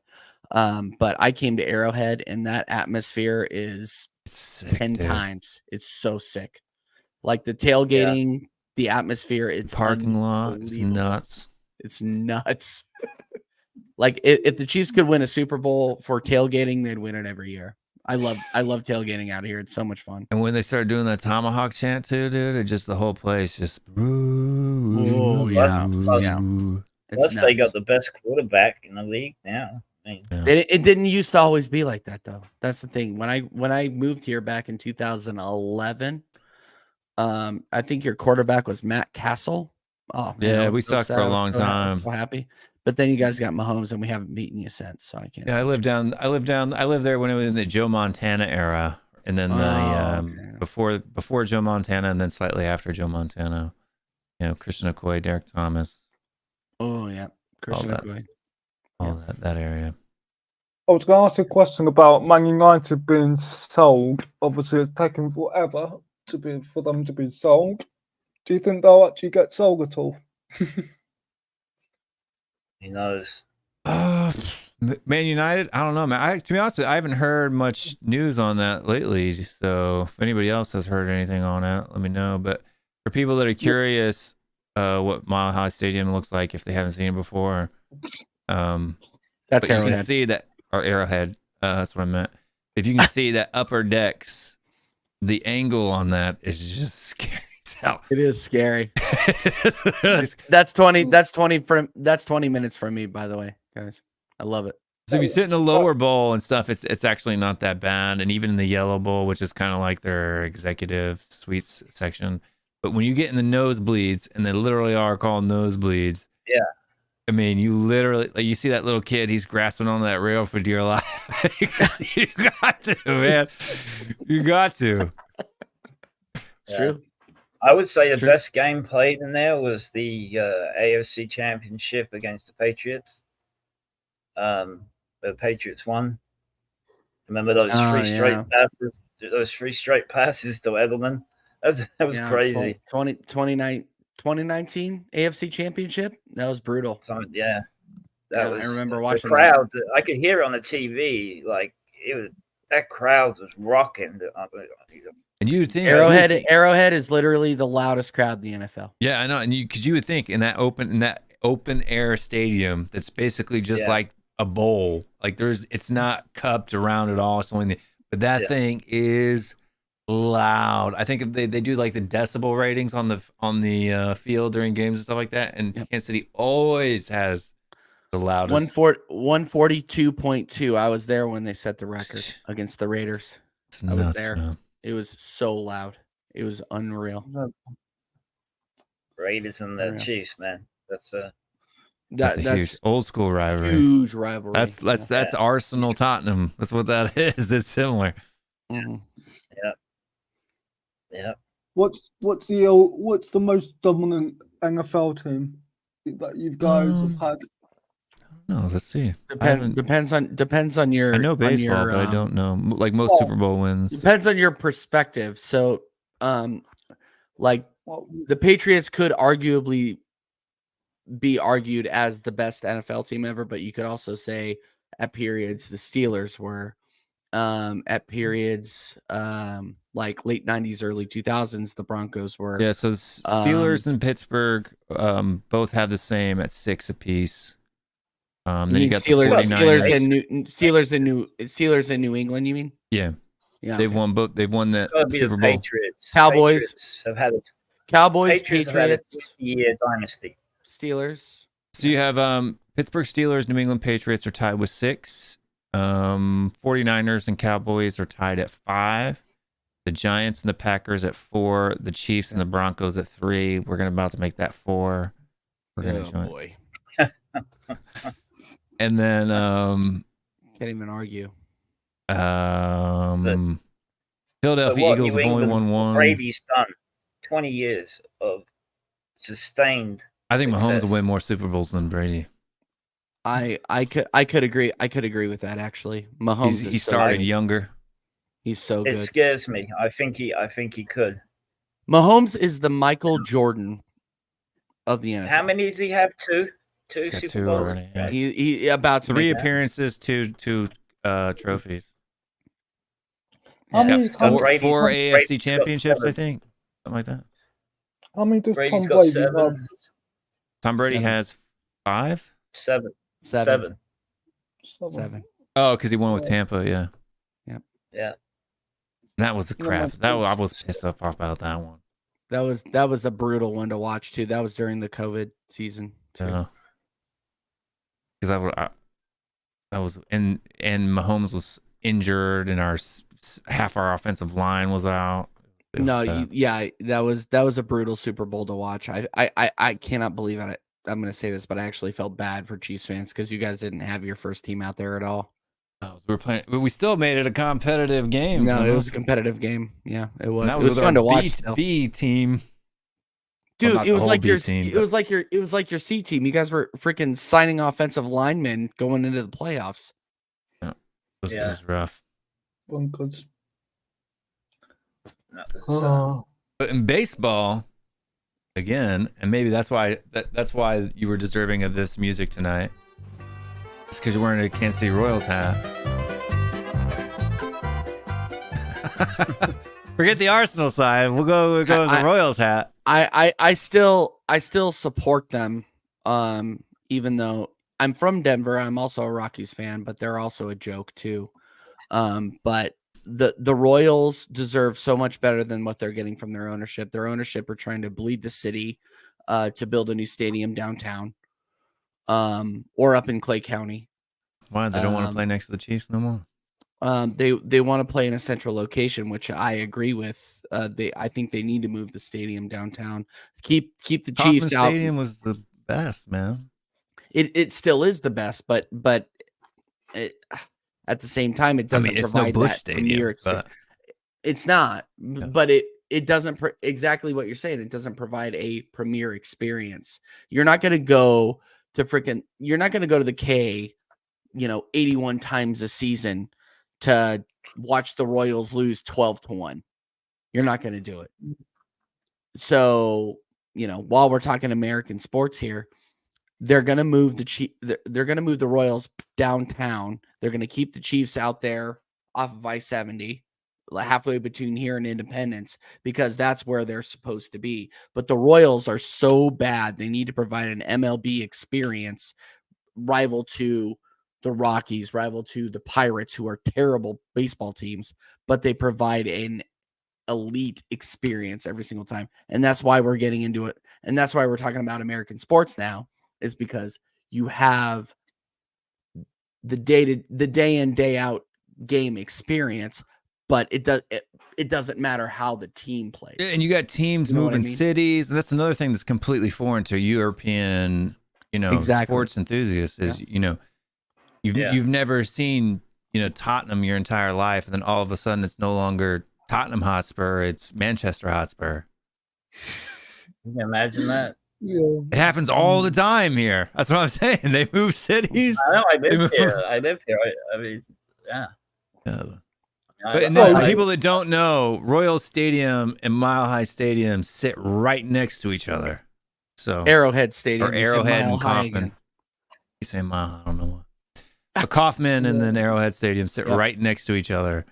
And this is what you were talking about earlier about the tailgating. The parking lot is so massive there that it's just I think tents and I think I'm 6 for and then even back south from where those parking lots are more areas to park. Yeah. So I think I'm 6 for 6 on getting hammered in each of those parking lots. No, it literally is a great atmosphere. There's barbecue, there's music, there's yard games. It's an incredible atmosphere to be in. It's a lot of fun. You're talking about Major League Baseball, right? Yeah, so baseball and NFL. Football. Right, so Yeah, you got NFL both stadiums sitting right. So the one on the left there is baseball, the one on the right is football. Yeah, so but when the Chiefs play, all of those parking lots are filled. When the Royals play, it's probably like 2.5. It's because the Royals have sucked for so long. The Royals are so bad. I mean, the last time you won 85? No, 15. Oh, that's right, 2015. I remember. Yeah, we made the World Series in 14 and lost in 7 games to the Giants. And then 15, we won it in 5 against the Mets. And then before that, it was 85. Before that, it was 85 Cardinals in 7. Yeah. I came to we're America not even going to get into. Back in the early 90s. And I went to a Red Sox game. I lived in Boston for 20 years. And my first experience in Major League Baseball. So I'm used to White Hart Lane, and the shelf, and the screaming, and the singing and everything. And then I go into this game, and everyone's just so subdued, eating hot dogs and talking and reading newspapers, and in the afternoon playing. Yeah, baseball games are like that. But yeah, you'll have people like weird. You'll have people keeping score. Well, baseball's a differently paced game. You know what I mean? It's not an action. Like sport, really. I will go to Royals games, sit there and grab one drink and literally just keep score. Like it's fun to just go and keep score and hang out. But I became a fan though. Once I got to understand the whole concept of the game and the playoff, the atmosphere, the playoffs and everything. It's just like it's a really great, There's like American football. Yeah, there's nothing quite like playoff baseball. It's extremely dramatic. Yankee, Red Sox, man, it's incredible. Yeah, Red Sox suck. Hey now. I can't stand the Yankees or the Red Sox. So I'm a Cardinals fan. So yeah, I come from the Lake of the Ozarks. So the whole state of Missouri are Cardinals fans, except for like the Kansas City metropolitan area. That's it. So, I lived in Blue Springs. I watched Bo Jackson play, George Brett, Bo Jackson, that whole era at Kauffman Stadium, because that's when I lived in Blue Springs. But I've always been a Cardinals fan. Who can forget the comeback of Red Sox against the Yankees? No one. We were 3-0 down. Were they the first? Will, check this for me. Were they the first sports franchise ever to come down from 3-0 to win in a best of 7? Because I think 3 franchises have done it since. Because the Flyers did it, or the Bruins did it over the Flyers, and then there was another one that happened. I'm 98% sure that they were the first franchise out of all the American sports that did best of 7s to come back from 3 down to win it. Yeah. Yeah. Yeah. Right. Had a lot of... Oh, sorry. I'm gonna quickly because it's 5 o'clock here in the UK. Oh, jeez. Go to bed, man. You were going to go to bed hours ago. I know. So I'll speak to you guys soon if I come back at any point. Hope you guys have a good. I'm 98% sure that it was the first time because I was living there. Everyone was just it was mad at the time. You know, I don't know what to search for. We got 3 games to 2, and then went to Yankee Stadium, and then you had Kurt Lewis, Schilling with the bloody sock. Yeah. Thanks, Lewis, for coming by, man. Have a good one. All right, see ya.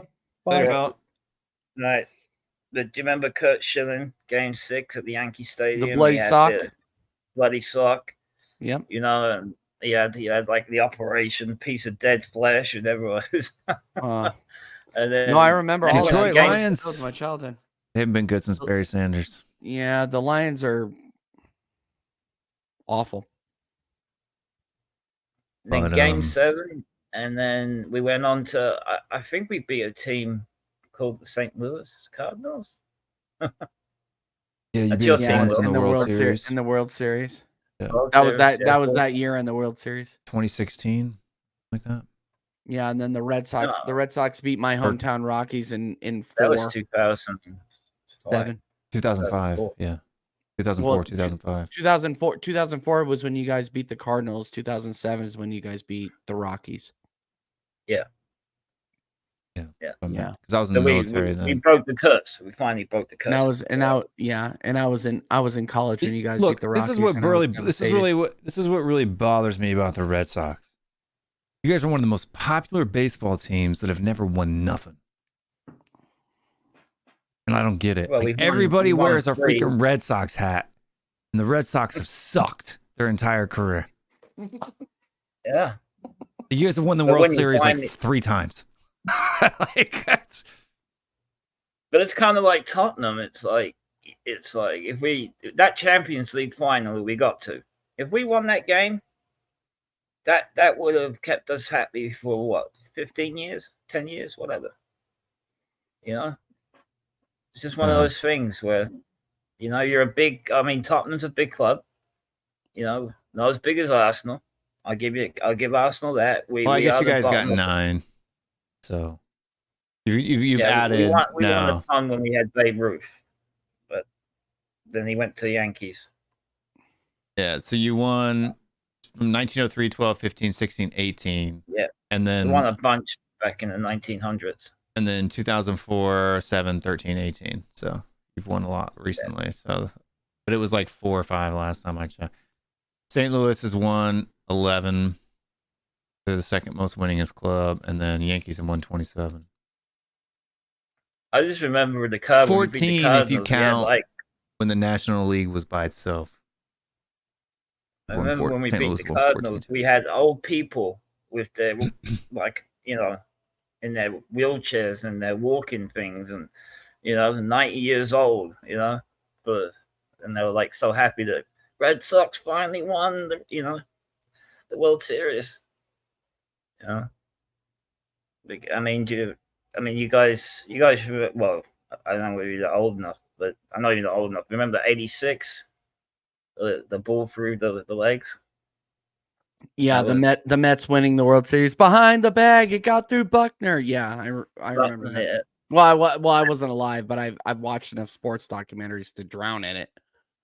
Yeah, but yeah. I wasn't living in Mets Boston winning. then, but when I came to Boston, because I was a bartender for 7 years there in Boston, and that's before we won the World Series against the Cardinals. Like, people would not shut up about Buckner and the freaking ball through the legs. I mean, it was just like, get over it, Well, you know, yeah. You know that St. Louis has only finished once in the past 100 years with a record below 500. I That's don't impressive. care. That's the best record in baseball. That's impressive, though. Yeah, well, that's what I'm saying. Like for St. Louis, like I always mention, and it hasn't been that case lately, but like throughout the past, like you only watch St. Louis sports in the postseason because we always get there. Like even the Blues, where I think it was something like 25 years straight, only one Stanley Cup in that time, but they always make it to the postseason. The Cardinals always make it to the postseason. Right? Like there's really no point in watching the regular season. It's like you only start watching games when you're in the postseason. Because you guys take your success for granted a little bit. I think. Like I'm serious. Like I don't even know what they're. I'm just a casual fan. Like it's just you just watch. I mean, the Blues didn't make the playoffs for the first time in, like you said, like 20 plus years. Yeah. You know, and the last time they made the postseason, they lost to the Avalanche, who ended up winning the Stanley Cup. Not a big deal, but you know that is something to be said. There's something to be said about that. But the Blues are in a rebuild. The Cardinals arguably should be in a rebuild. Where are the Cardinals this season, by the way? They just lost. Dude. They just lost to the Royals the other night too. Come on, where are they? Standings, National League. Like Will says, they're last in their division right now. That's a first. Yeah, they're not making the playoffs, but neither are the Rockies, neither the Royals. So I'm not going to talk anything. So that's, I think, the first time I've ever seen Cardinals at the bottom of the table. And it's the first time I've ever seen the Brewers top of the National League Central. Yeah, it's weird right now. No, that's not true. And there's always like cycles though, because true. St. Louis is usually doesn't even have to play a wild card. Most of the time they don't have to worry about National League. Yeah, they don't have to worry about it this year. All they have to worry about is their tea time after the season ends. Still better than the Rockies. Well, that isn't saying much. we're on our way to another 0.381 right now. 100 loss season. So, yeah, the Yankees are last. Plutus, yeah, the Yankees are last. Weird. You don't usually see the Yankees in last. But anyway, Yankees. I got to head out here. I think we're going to close this puppy down, man. We've been going for 3 hours and 13 minutes. Folks at home, thank you for watching. We will be back tomorrow night with the what's that called? The podcast, the Monday Night Podcast show. It's kind of the Monday Night Podcast. What a unique name. It's a great show. It's one of the best shows I think on YouTube in the Spurs community. And then who knows, man? We've had so much content going out. It's not even funny. So I don't know. Hey, maybe I'll have another reaction video this week. Yeah, thanks, man, for coming on. Appreciate it. You're welcome anytime, Frank Tom. Have a good one, man. Yep. Yeah, have a good one. All right. And then maybe I'll do another reaction video this week. I don't know. Send me some topics. If you guys see anything crazy you want me to react to, Spurs channels, non-Spurs channels, doesn't matter. If it's about Tottenham and it's you think it's silly, send me people getting pissed off about my reaction videos. I don't know why. I've been nice. I think they've been perfectly tasteful. I don't understand why people are getting upset. They just don't like hearing my voice, I guess. Seeing their face and hearing my voice. But hey, that's what it is. That's it, man. We are here. We are gone. Thank you guys for watching. Great game. We play somebody next week, Man United. And we'll be doing a show for that after that. Come see us tomorrow. Thanks for smashing that like and subscribe. We'll see you guys next time. Stay strong. Stay Spurs. We out of here.